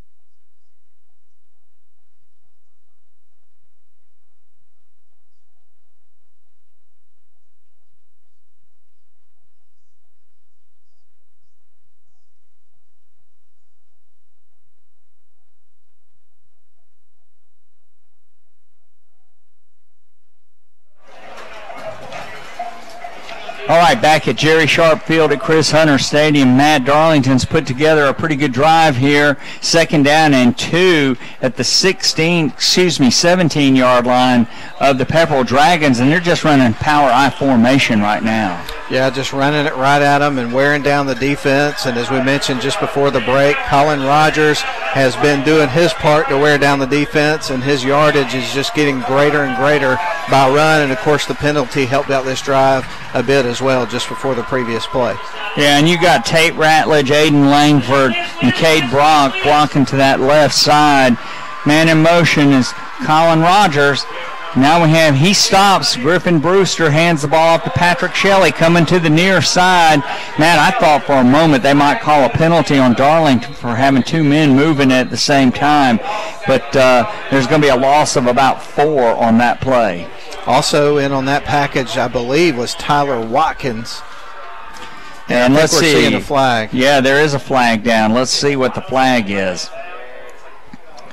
The referee has not given a signal yet. And penalties have started hurting both teams. I I think we got an equipment issue with one of the Darllington Tigers. It's a hold against Darllington, so we'll go from a 2nd and 2 to 2nd and 12. Let's see where they mark it. There's a lot of discussion going on. And I don't know exactly what all the discussion is about. I know Tommy Atha is not a happy person right now, and it could be he's trying to figure out who it was, and they can't really explain it. Oh my goodness! And where they called it, that's going to be not just 2nd and 12. Now it's going to be 2nd down and 15-16. 15-16 yards. Ball's out on the 31, so this will be 15. Pepperell's bringing everybody up, Matt. Everybody. Yes, there's nobody deep. Nobody deep. They're bringing up everybody. Darllington running power, and Colin Rogers, even on that, Matt, he gains about 8 yards on a power I formation run, and Pepperell had everybody but 3 people up on the line of scrimmage. Yeah, they had totally stacked the box, and I don't think there was any mystery here for anybody in the crowd, on the sidelines, anywhere that was going to Colin Rogers, but they're just going to line him up and see if you can stop him. Yeah, that's exactly what they're going to do, and they did that time. They brought people flying in over that side, and now it's going to be a 4th down for Darllington. Let's see where they mark it. Big holding penalty. Both teams have really hurt themselves on penalties, Matt. Looks like they're going to try a field goal. Yeah, Brinson Sumner is going to come in reaching for a long field goal here, Matt. Let's see where they put the ball down. Frank Manning will hold, and the tee is being put down right on the 30-yard line. It's right in the middle of the field. Absolutely no wind at all. Brinson's going to reach for a 40-yarder. Here's the snap. Ball's down. It's going to be, watch it, watch it, watch it! Good! That would have been good from 50. Matt Brinson Sumner, his first game. Wow, what a great play. And the Tigers extend their lead to 2 scores, 17-7. Wow, Matt, that was a great kick by Brinson Sumner, right down the heart of the goalpost. It's on the big stage, playing up against a big team that's just from right down the street, and a matchup that you've been hearing about and waiting for all summer long and leading up to the season. And he gets a moment here to help give his team some space on the scoreboard, and he makes the best of it. And we've already talked about the extra points that he's had that were flawless, and then not to mention the kickoffs have been great. He's already, kicked it into the end zone for a couple of touchbacks in this game, so he's going to be a weapon. He is going to be a weapon, and right now, some of the mysteries coming into tonight's game, Matt, we're starting to see some of the answers to questions. Yeah. And that's a really big deal. Griffin Brewster has looked good. Colin Rogers, of course, wasn't a question, but he's looked good on defense too. But Brinson Sumner, boy, he has been a weapon tonight. He has scored a field goal, 2 extra points, put all of his put all of them in the first half into the end zone. The last one was not. But here it is, toe meets leather, high, end over end kick. It's going to come down to a man at the 2. The wedge comes forward, and the man's going to be tackled. He's dragging somebody, and now there's a big, almost a rugby scrum out about the 28. Yeah, I got to give that young man credit right there for the Pepperell Dragons, Trey Robinson, because he got several yards after contact there, and he was on a mission and got a pretty good return out of it. And, here's another difference between the high school rules and college football, Matt, and the pros. It is illegal to run a wedge like that on a kickoff in the pros and college. They used to be able to do it, and so many people got hurt that they now cannot do that. So in the high school ranks, they can do that. There's an injured Pepperell man down on the field, and Pepperell will have the ball 1st and 10 at their own 29. Got a nice message from Robert Hortman encouraging the Tigers on, and we're glad to know that they're listening to this game down at Key West. He's watching the live stream broadcast, and he and his comrades, we wish them the best. And again, we thank you for your service to our country. Yeah, thank you for your service, no question about it. And again, thanks for listening. Always great to get the opportunity to talk to Robert. And one of these days I want to get him on the afternoon show, and so he can talk about some of his memories of being a part of the state championship team as the quarterback. And I would imagine that'll be some fun stories to hear about from his perspective. They are, and Robert is so good at explaining things. You just feel like you're right there, and he's an expert and just a great young man. All right, Moses, he's going to put the ball into – oh, the ball's on the ground. He put the ball into the belly of the running back, and it looked like he kept it, and then he got knocked down. That was a helmet flying, not the ball. Wow, he got racked, Matt. He really did. Helmet came flying off, and I didn't see who hit him, but I'm pretty sure Tate Ratledge might have had something to do with it, because him and a couple other Darlington Tigers were heading this way, kind of, giving a little bit of a look of celebration there. So. And actually, that's John Shields, whose helmet went flying off. Moses is still out there, I think. I don't see him. No, he went off. It was Moses. Yeah, I was trying to, the man down here, I thought that was Moses. Okay, hands off to a running back coming straight upfield, and he just gashed Darlington for about 13 yards coming straight through the middle, Matt, out to the 40, and that's the first time they've done that tonight. Yeah, that was number 24, Josh Ross, and a hole opened up. He saw it, went right through it, and got those wheels turning and got a big gain. 1st and 10 for the Dragons at their own 40-yard line. 5:05 to play here in the third quarter. The ball's down on the ground, and the quarterback, he just fell on it. That very, very good, smart move by the quarterback there. Falling on that ball, it's going to be a loss for Pepperell. But sometimes they'll try to pick that ball up and run with it, and he did not. And who is the quarterback? Shannon White. Shannon White, number 8. Okay. And he's just a sophomore. All right, Shannon White. I couldn't make out whether it was a 6 or an 8. 2 wideouts to either side. And Darlington is going to be penalized 5 yards. Yeah, I believe that was Cade Brock that jumped, and encroachment on the defense. Yes, let's see. Yes, this is encroachment on the defense. So instead of 2nd and 13, it'll be 2nd and 8. So let's see if Darlington can get out of this without that penalty hurting them. Well, Darlington, of course, this week, tonight, playing Pepperell. Next week, they're going to play Coosa right here at Chris Hunter Stadium. Won't go on the road until September the 6th, when they'll go up to Sonoraville, and Sonoraville whooped Gordon Central in a scrimmage 70-3 last week.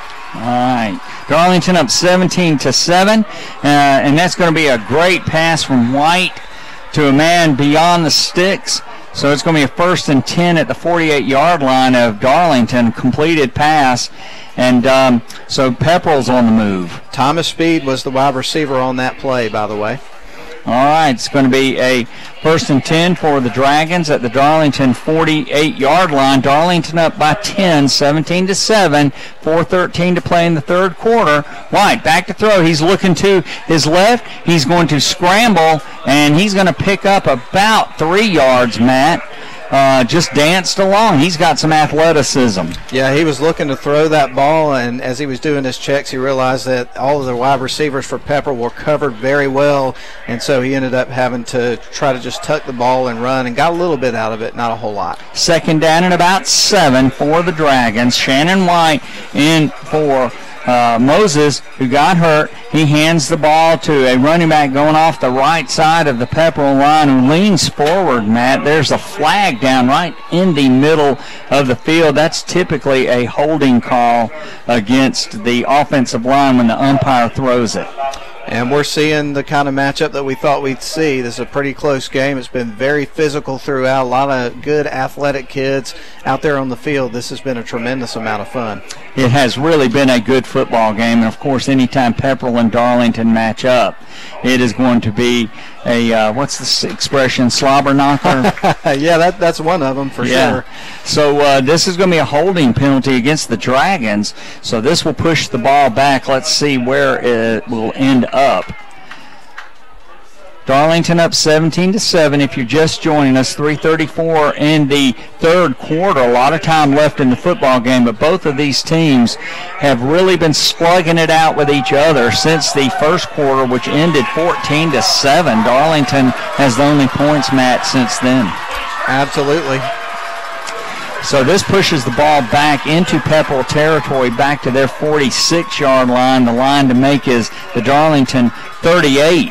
So this is going to be second down and 16 for the Pepperell Dragons. Shannon White in for Gage Moses, who got injured, and he's going to hand the ball off to his running back, and he finds a big seam on the Darllington right side of the defense, Matt. He gets a big bunch of yards. He's going to be down at the 43-yard line, and Pepperell will now have a manageable 3rd and 5. Yeah, that was a big play by Josh Rosh. And going back to Gage Moses, the starting quarterback for Pepperell, he had to sit out the last 2 games of the year last year, the last game against Chattooga, and then the playoff game because of a situation in the weight room.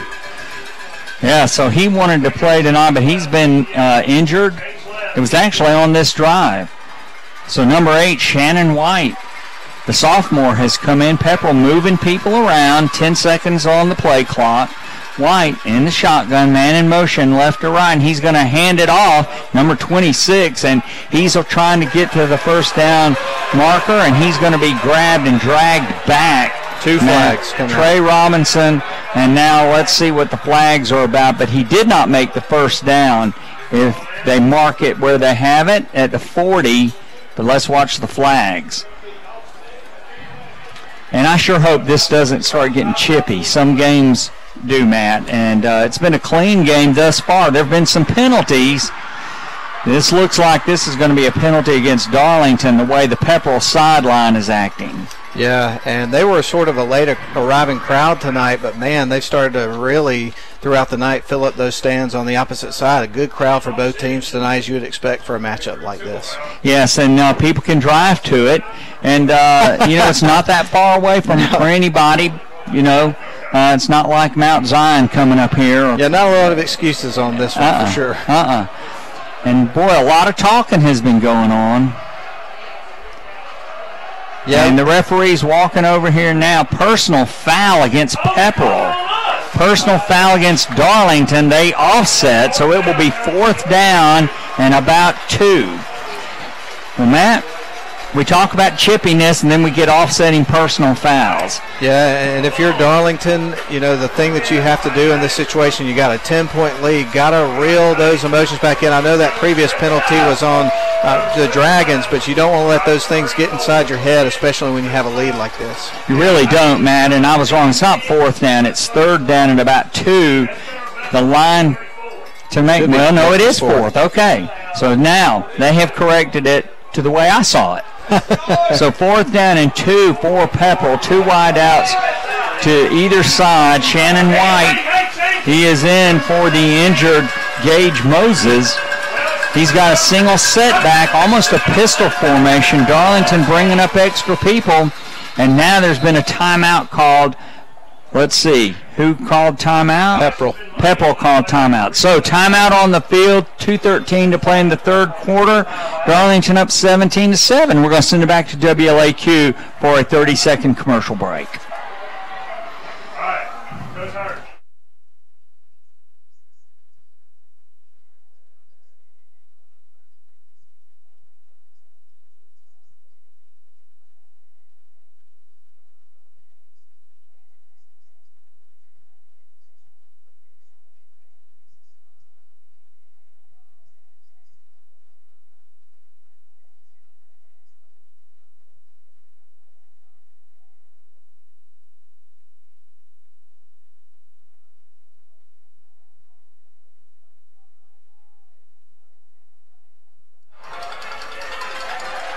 All right, back at Chris Hunter Stadium, 4th and 2 for the Dragons. They've got their play call. Darllington trying to stack up some beef in the middle, Matt.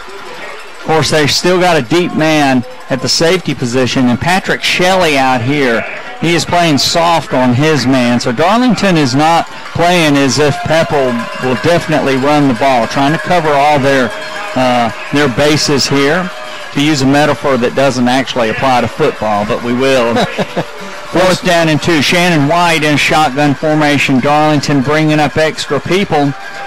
And now Pepperell looks over to the sideline. His running back is number 24, Josh Ross. He moves to the right of White. And here's the snap. White's going to hand it to Ross. Ross, snap! Wow. Again, Tyler Watkins. Matt, that is not the first time tonight Tyler Watkins has made his pitch to go win the Honeymoon Bakery Icing on the Cake Player of the Game.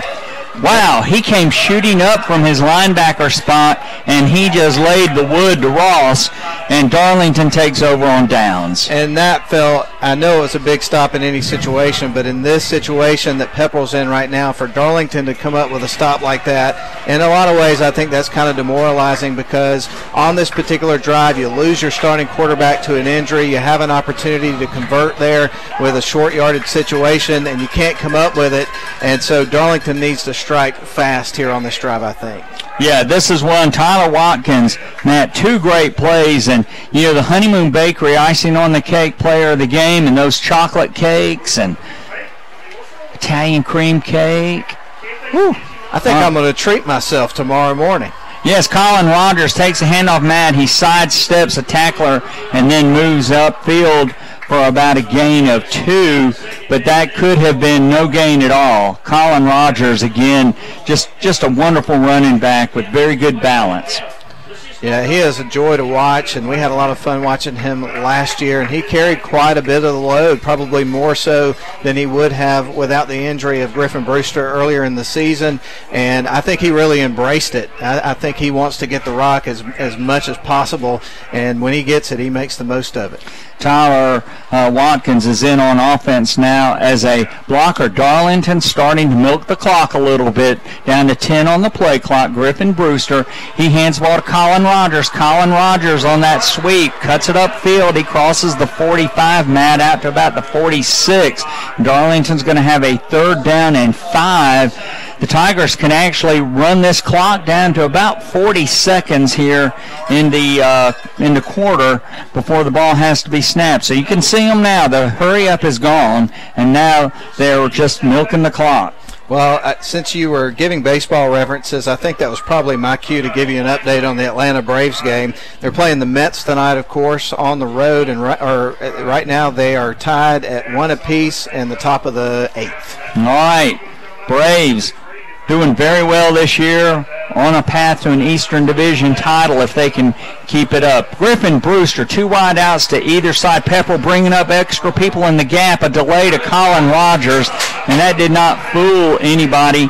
And Pepperell right now is really gambling with those linebackers, Matt. No question about it. Darlington really conservative on this drive, as you mentioned, milking the clock, but there is still a lot of time to go. You got a whole quarter left, and so to come up with a stop here for Pepperell's defense was really huge for their efforts. All right, 4th down and about 7 for Darlington, and the Tigers are going to let the clock run out here in the 3rd quarter. So as the 4th quarter approaches, Darlington leads 17-7, and that extra score courtesy of Brinson Sumner's leg on a 40-yard field goal. So, Matt, we're going to send it back to WLAQ for a 30-second break, and then we'll come back for what I think is going to be a great ending.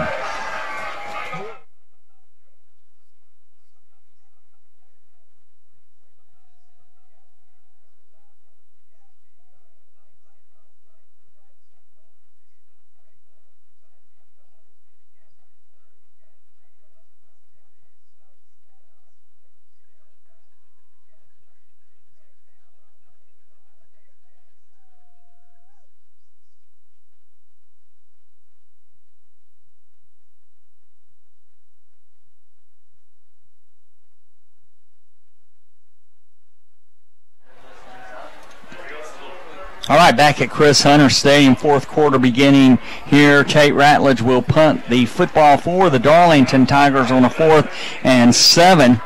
And, Matt, both teams had 8 rushes in the 3rd quarter. Brewster 1 for 1 passing the ball. Pepperell 2 for 3. Brinson Sumner's field goal, the only scoring since the first quarter. Both teams making a lot of mistakes with penalties in the third quarter to match what they did in the second quarter and exceed the numbers of penalties. Tate Ratledge, boom, there's a high kick, and it's going to come down to Josh Ross. Matt, I thought he would call for a fair catch. Darllington had a man right on him as soon as he caught the ball, and Pepperell will start scrimmaging from inside their 30. Yeah, not real certain why you wouldn't in that case. Tate Ratledge put so much air up under the ball, you're not going to have a lot of time to do anything if you make the catch and try to get a return. So, yeah, the smart thing to do there is just to signal the fair catch and not risk your life. Yeah, and Josh Ross, he's a good player. And, you know, punt returners have a certain mentality. Scott Werner over at Georgia, I don't remember him ever calling a fair catch. So, all right, it's going to be a handoff to Ross coming out to this side, and he is going to be tackled at about the 30-yard line, dancing a little bit. And Georgia Tech had Randy Rhino. He was another one that just really did not think a fair catch was something you should do. So, well, since you bring up Georgia Tech, I saw a story yesterday that was online for the AJC. I understand it was in the paper today, but Tyjae Watley's here tonight, and unfortunately, he is going to be on medical scholarship now and will not be playing for the Georgia Tech Yellow Jackets. So, yeah, we're sorry to hear that for Tyjae. It's going to be a quarterback keeper, and the quarterback, Shannon White, runs straight up the middle, Matt, and he's going to be close to a first down straight up the middle. So Pepperell on a 2nd and 7, and White fakes it to his halfback and runs straight up the middle, and it'll be a 1st and 10 for the Dragons. And Gage Moses, starting quarterback for the Pepperell Dragons, still out of the game with an injury, and that is not what the Pepperell Dragons wanted to see here in the first game of the season, as that was one of the things they dealt with late last year with their quarterback. All right, it's going to be 1st and 10 for Pepperell at the 38-yard line of the at their own 38-yard line. Darllington, 3 down linemen, linebackers coming up, and it's going to be a handoff straight up the middle. And they have gashed Darllington tonight on that, and boy, he ran straight up the middle for a big gain into Darllington territory out to the 44-yard line of the Tigers. Well, Frank Manning right there, one of the linebackers for the Tigers this year, he did a good job reeling him in because that was almost a touchdown run. Yeah, it sure was. So all he had to do is get past that last line, and right now Pepperell is beating Darllington at the line of scrimmage. And White, he's going to fake it to a man. He throws over the head of his intended receiver out here. Man, that's number 18, not number 14. Chase Gresham out here, and it's going to be incomplete. That'll stop the clock with 10:14. Darllington up by 10 points with 10:14 left to play in the game. There's a lot of football left to be played here, Steve. There sure is. And let's see, Darllington has 3 timeouts. Pepperell has 1 at this point of the football game. So Pepperell comes up to the line of scrimmage. Shannon White, he's in a shotgun formation with a running back to his right, and he's going to drop back. He's looking downfield, and he's going to throw the ball. Intercepted. Guess who it by was? Frank Manning. Frank Manning right there dove down and got that ball off the carpet, and that is going to be a turnover by the Pepperell Dragons, and Frank Manning has put the fire out right now. Great play by number 14. And whenever you've got a situation like that, when you've got in your defensive backfield a guy that has a lot of experience at the quarterback position, he knows how to watch a quarterback and what he's thinking and his reads and things of that nature. And that's one of the huge advantages to see Frank Manning out there back again on the defensive side of the ball like that. And Frank is one of the smartest football players I've ever known. Even when he was a 9 and 10-year-old, he just knew so many things. He had a football brain like his brother Hunter. So great play by Frank Manning. 41.5-yard line of Darllington. The Darllington Tigers are going to scrimmage from there. Now the Tigers want to move the ball and run clock. Griffin Brewster hands off to Colin Rogers. Colin Rogers just dances up through the middle of the line, Matt, and here's where Colin is the most dangerous, because if he gets a seam and he gets ahead of steam, then it's going to be very difficult for people to tackle him. Second down and about 8. Yeah, it'd be really nice to see, the previous drive, Darlington went 3 and out, really couldn't get anything going. Here it'd be nice to see if they can get a few first downs and eat as much of this clock as possible with this particular drive. All right, Joseph Marion goes in for Colin. He gets a blow. Griffin Brewster in a shotgun formation has played a very good game tonight, Matt, and he's done a great job of throwing the ball, and he's also done a great job of protecting the football. Wide out to the far side, 2 to this side, hands off to Joseph Marion. Joseph Marion squirting through a little hole out to about the 49-yard line, and the Tigers, if they mark it at the 49, Matt, will have a third down in about 2.5. Let's see. And one of the questions that we're looking for the answer to tonight and in the early goings of this season, Steve, is who is going to complement the rushing attack of Colin Rogers in the backfield now that Demetrius Rogers is no longer with the team. That was a great run from Marion. Yeah, and they have stopped the clock. I don't know why the linesman on the other side said to stop the clock. The play clock is running. Now the clock starts again. Darlington, marked at the 48-yard line, is going to have a third down, Matt, in about 3.5. Let's see what the Tigers decide to do. 2 wide outs to this side, 1 to the far side, handoff to Colin Rogers. Oh, what a great run, Matt. He stopped and just had his hand on one of his blockers and then accelerated past the sticks. What a great run by the senior. Absolutely, and again, Darlington on these last 2 drives have been really conservative. The last one didn't pay off, but this one they're sticking to that game plan, and they're getting first downs, eating the clock, and it's working to perfection. 8:39 to play in the football game. Tigers up 17-7 if you're just joining us. 14-7 at the end of the first quarter, and the only scoring since then has been a long field goal by Brinson Sumner. Griffin Brewster looks at the referee. He's calling a timeout. And, Matt, one of the things I was just thinking is that as a sophomore, Colin Rogers, you could see the raw ability, but now he's a complete runner. He's reading things, stopping, starting, helping, following his blockers, just the difference between his sophomore season and now is unreal. The work ethic also is so impressive, how much he's done to achieve that, as you mentioned, in terms of his skill level, but also working in the weight room and getting stronger as a runner. Hand off on the sweep. Oh, Colin Rogers breaks it into the middle of the secondary of Pepperell, and he spins down to the 25-yard line. Matt, he took that ball on that speed sweep that they run, and he cut it upfield and just blasted through there. He just waited for his offensive line to clear the path and look for that running lane. He found it, but it's coming back. Holding penalty against Darlington. Cynics would say that's the reason he had such a good hole over there. But, all right, so that's going to cost Darlington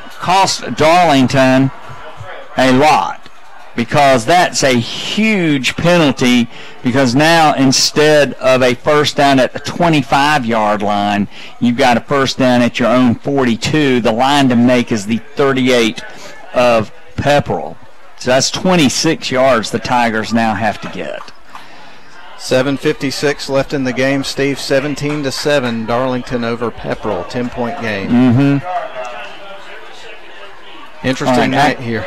Yeah, actually 20 yards, so it's first and 20. First and 20. I did not major in math. Have you noticed that? I didn't either. I was a communications major and an English major. Stayed away as far as I could get from the math. Well, you do a great job at communicating in English. All right, Darlington with Colin Rogers running up the middle. Pepperell's waiting for it, and so it's going to be a second down and 20. 7:20 to play in the football game, Matt. Darlington can still run this clock down more. The 40 seconds start, so Darlington can put pressure on Pepperell by just running the clock down and perhaps getting a break where Darlington can get to the 38-yard line of the Dragons to get a first down. But, boy, that was a big play by Frank Manning. It truly was, and that's the thing that's so admirable about him. No matter what situation he's in, whether he's at quarterback, whether he's playing defense, whenever he's on the field, he's making a difference somewhere. 3-down lineman for the Dragons. Handoff to Colin Rogers. Colin Rogers breaks it straight up the middle. Actually, that's Marion. Joseph Marion, yeah.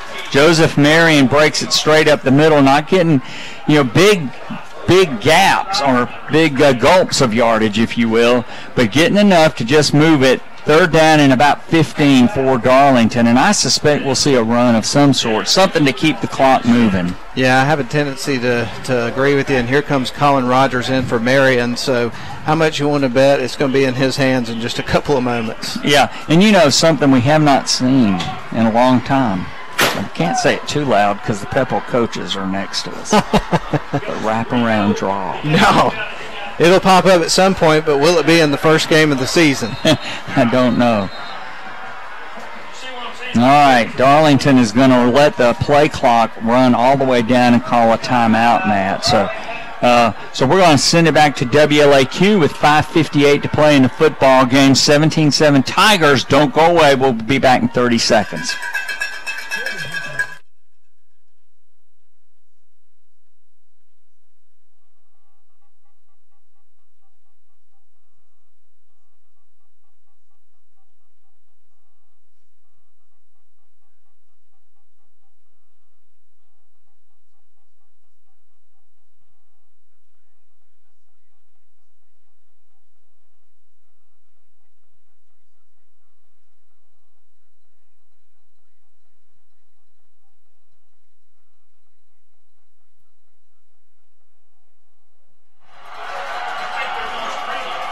Back here at Chris Hunter Stadium, 3rd down and about 14 for the Darlington Tigers. Matt, 5:58 to play in the football game. This is where it gets down to crunch time, and this is where both teams, their coaches, have trained them to dig down deep and make a play. Definitely, and both these coaches have had a lot of success throughout their careers. Tommy Atha here at Darlington this is his 18th season, and then Rick Hurst at Pepperell, and then at Eastside, and some of the other stops that he's had. They're both veteran coaches, know how to coach a football team. This is going to be an interesting 6 minutes to watch. Griffin Brewster in the shotgun. Colin Rogers comes out to the left, and it's going to be a quick bubble screen. Darlington, grabs the receiver, but he spins around, man. Let's see who that was. Patrick Shelley. Wow. He was spun around, Matt, 5 yards short of the sticks, and I think he got tackled right there at the line. Let's see where they mark it. It was real close. I don't think he quite got there, but the spin move and a couple of extra moves right there at the end of the play helped him get really close. All right, so 4th down and about a half a yard. Let's see, they're looking at it. Darlington players are saying they've got it, but we can't really depend on that. Well, I'll tell you what, Steve, from what we've seen of Patrick Shelley tonight when he's been involved, I think over the next couple of years, he's already a special player. He's going to be extra special by the time he gets done here at Darlington. Yeah, and he wants the Honeymoon Bakery icing on the cake player of the game. They all have heard us up here talking about the cakes and the wonderful goodies at the Honeymoon Bakery, plus the breakfast on Saturday. It's great coaching here from Darlington that gets them there, and also the motivation of the sweet treats from Honeymoon Bakery that helps take them to a higher level. Huh? Yeah. Kevin Dillman, he's done a great job over there with the Honeymoon Bakery. Darlington looks like they're going for it. 4th down, Matt, maybe a half a yard. Let's see what the Tigers do. They're lining up with Griffin Brewster, and he is going to bull his way forward for a 1st down. And that is very difficult with those kinds of linemen. Darlington converts, and Griffin Brewster to Patrick Shelley on the bubble screen. And Griffin Brewster's had a great night, too. Honeymoon Bakery icing on the cake player of the game, Matt. He got hurt last year in the Coosa game, and, boy, he has really been great tonight. He's done a fantastic job, and, one of the things that's so great about the sport of high school football is it takes all 11 guys to accomplish great goals, and this will be a huge win if Darlington can come away with a win, and it's been a fantastic team effort here from this team tonight. They're getting contributions from all over the place. All right. 1st and 10 for Darlington at the 36-yard line of Pepperell. Colin Rogers, he just moves himself into the middle of the line. Pepperell is stacking that line up. They are really stacking that line up, and it could be one of those situations where you want to fake it to him and maybe throw to somebody over the top, because they are really coming up fast right now. Indeed they are, and glad you're with us tonight on WLAQ. Stay tuned after the game tonight at 10 o'clock. It's going to be the Rome Orthopedic Center High School football scoreboard show. If you want to call in, if you've been at a game tonight and just want to chime in, 706-232-7767. All right, there is some kind of timeout on the field. I'm not exactly sure what has think it's occurred. a clock issue. Okay, now they've started the clock again, so we're down to 4:10. And Darllington can get this down inside of 3:50. Second down and about 8 for the Tigers. 2 wideouts to this side, 1 to the far side. Pepperell's playing soft on pass. They're expecting a run. They're bringing their linebackers up. And Colin Rogers comes to this side. And a Pepperell linebacker came up, number 5, Drake Miller. Matt, he came in and tackled Colin from behind after a gain of about 1, so the Tigers will now have a third and about 7. Yeah, and with time dwindling here in this game, Darllington with a 10-point lead. It's not over yet, but certainly the Pepperell Dragons have got their back up against the wall right now. They do, and it's going to be 3rd down and 7. The ball's on the 34-yard line of Pepperell on the near hash mark, and the play clock is running down. It's just about enough to get it down to 3 minutes by the time the Tigers snap the ball. And I suspect that we're going to get a dose of Colin Rogers here. But Tommy, it looks like he's going to call a timeout. So 3:03 to play here in the football game. Darllington 17, Pepperell 7. We'll send it back to WLAQ for a 30-second break. Don't go away.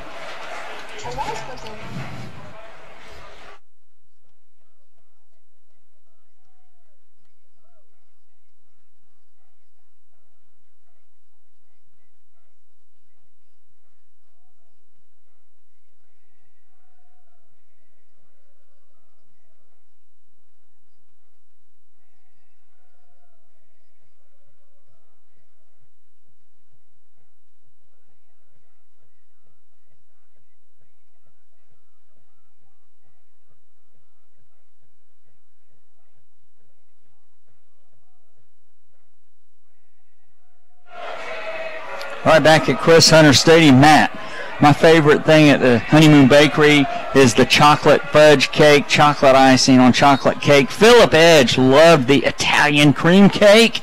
What's your favorite? I like to go there on Saturdays and have their breakfast. They usually have breakfast specials every Saturday, but in terms of the sweets, I like some of the simple stuff. I like the chocolate chip cookies. I like the chocolate chip peanut butter cookies. I like to have some gelato, and it's hot like it's been, and get something nice and refreshing. All right, power I formation. Colin Rogers down to the 30, inside the 30. Well, they're going to mark him at the 30. So now Tommy Atha has a decision. 4th down and about 4. Darllington running that power I formation. So you're a little too far for a field goal probably. Let's see what Tommy Atha decides to do. Play clock running down. One more timeout for the Darllington Tigers. And let's see, the Tigers may run it down and then run a play. So let's see what the Tigers are going to do. 4th down, might try to draw Pepperell offside, but you're in that no man's land here. Okay, here we go, 4th and 4. Pepperell has nobody deep. Look at that, Matt. Nobody. So I wonder if their coaches heard us talking about that. They're on the other side of the partition here in the press box. So, Matt, this is the big part of the game, but we've had so many people who could be the Honeymoon Bakery icing on the cake player of the game. Patrick Shelley has had a great. Tristan Wright early in the game. A couple of big catches, punt return. Tyler Watkins laying the wood to people. Griffin Brewster, though, he has just played an outstanding game. Frank Manning's big interception. Absolutely. Great kicking game tonight from Brenton Sumner. There are a lot of people that you could talk about in this game, and that's one of the things we were talking about earlier. This has been a phenomenal team effort here, which you've got to have in these big matchups to come away with success, and at this point in time, you certainly like Darlington's chances to win, but you're right, it's going to be a tough decision. We may have to have some sort of a tiebreaker involved in the end of this game to figure out who it's going to be. Play some rock, paper, scissors. Rock, paper, scissors. You know, last year Darllington scored 21.75 points a game. We're at 17 now. So, you know, it's going to be the same kind of year. Pepperell's bringing everybody up. There's going to be, complete. Matt, he tried to run with it before he had the ball. Perfect throw by Griffin Brewster to a man who drifted out to the sideline, Patrick Shelley. Oh, my goodness gracious, that would have been a first down for the Tigers. Well, and you know what, man, whether you're watching football on Friday nights, Saturdays, or Sundays, you're going to see that happen just about every game. Somebody's going to do that. Their eyes get big. They start turning before they have the ball secure and run, and we saw it just right there, and that would have been a big play for Darllington. All right, 2:08 to play in the football game. Pepperell with one timeout, trailing by 10. And they have great athletes. We've talked about this. So this is one of those things, if you're a Darllington defender, just keep everything in front of you. And White's going to throw. Oh, the ball is tipped coming out of his hands, but it was complete to number 7, Peyton Rhodes. But, man, he didn't get out of bounds, so the clock keeps running. And again, we've talked about Peyton Rhodes throughout this contest. We've seen him make some really, really tough catches, and that one, the ball was deflected, as you mentioned. It was going to be a tough one to get because you didn't know exactly where it was going, but he's just got a knack for getting the ball. All right, Shannon White in shotgun formation. He drops back, looking downfield, throwing the ball way downfield over the head of everybody. The closest person to it was Kobe Nadeau. And, Matt, that means it is going to be third down and about 4 at the Pepperell, say, 36. Let's see if that's where they have it. Yeah, that's where it is. So 36-yard line. Pepperell's got 4 yards to make for a first down. 1:32 to play in the football game. Darllington up by 10 if you're just joining us. White looks back. He's got a man coming on him, and he throws the ball complete, but it did not get to the sticks, and the clock keeps running. So now it's going to be fourth down and short for the Pepperell Dragons, and they are not moving very fast. Well, Tate is not moving very fast either. He's just kind of strolling like he's out in the park. 1:08 to play in the football game. 4th and 1 for the Dragons. They've got to convert here. White back to throw, and he's going to throw the ball. Let's see, is it complete? I think so. Oh, now there's a flag, and I think Darllington may be called for a personal foul, Matt. Let's see, I think it was complete. They did not rule it incomplete. The 2 Darllington players dove on the player who caught it, and they were the only ones over there, and that was number 7, Peyton Rhodes. So, conversation is going to go on now. Let's see exactly what they call. And the referee on this side is talking to the referee. I'm not sure. It's a personal foul on Darllington. Yep, it's a personal foul. It's going to be 15 yards. And that's a biggie right there. That gives a little bit of life here for the Pepperell Dragons. Still have their backs up against the wall, but if they can strike quickly here, this game's not over yet. That's right. 58 seconds left to go in the football game. Darllington up 17-7. Tigers trying to hold on here for their first victory of the 2019 season.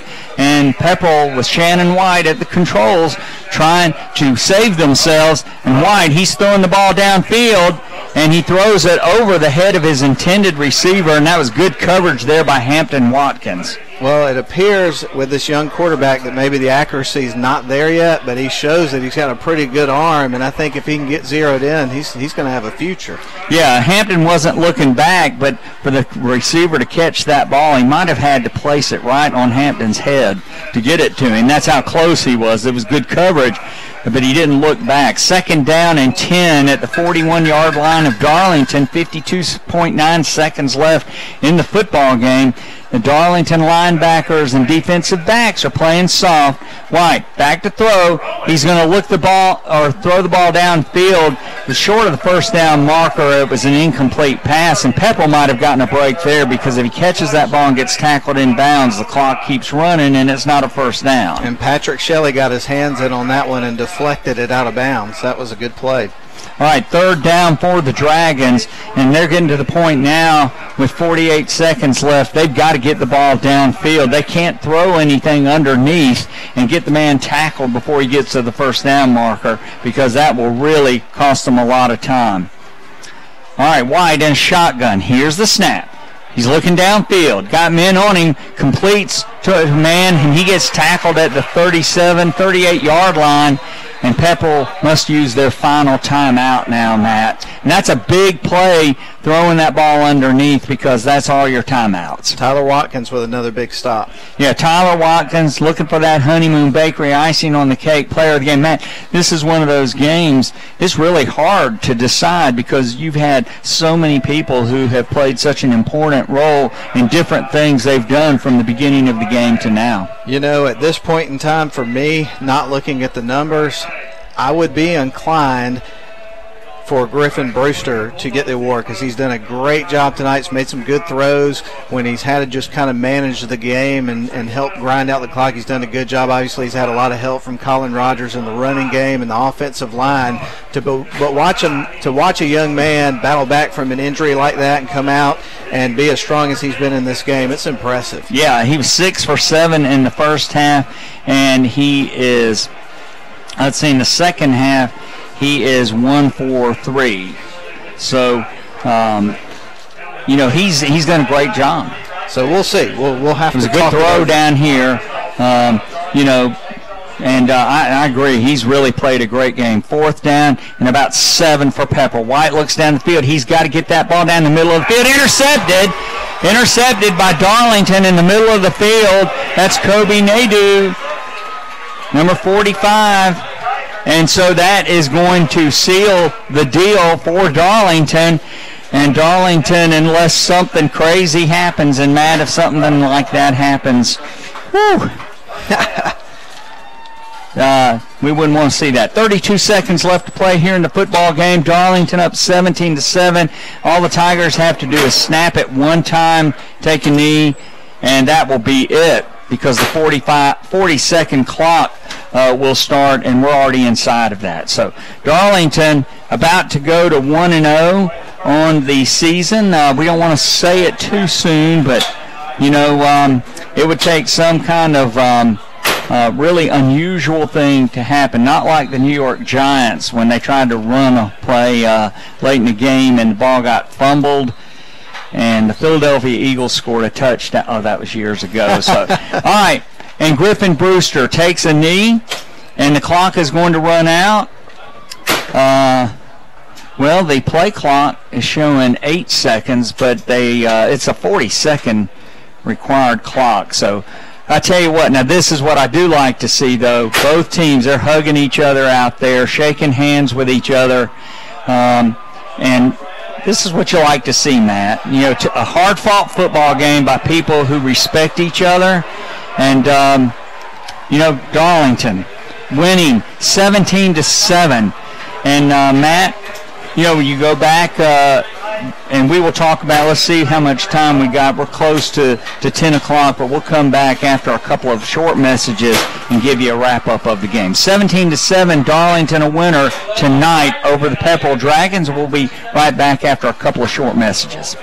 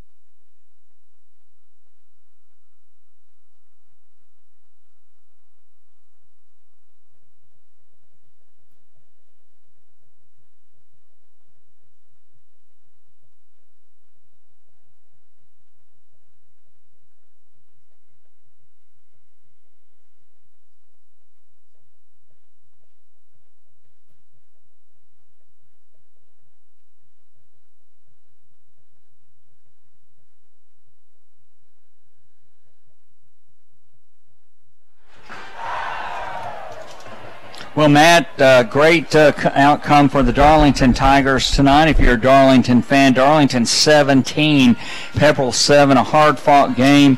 And, Matt, after the first quarter, we thought we'd be seeing a lot of scoring. It was 14-7 at the end of the first quarter.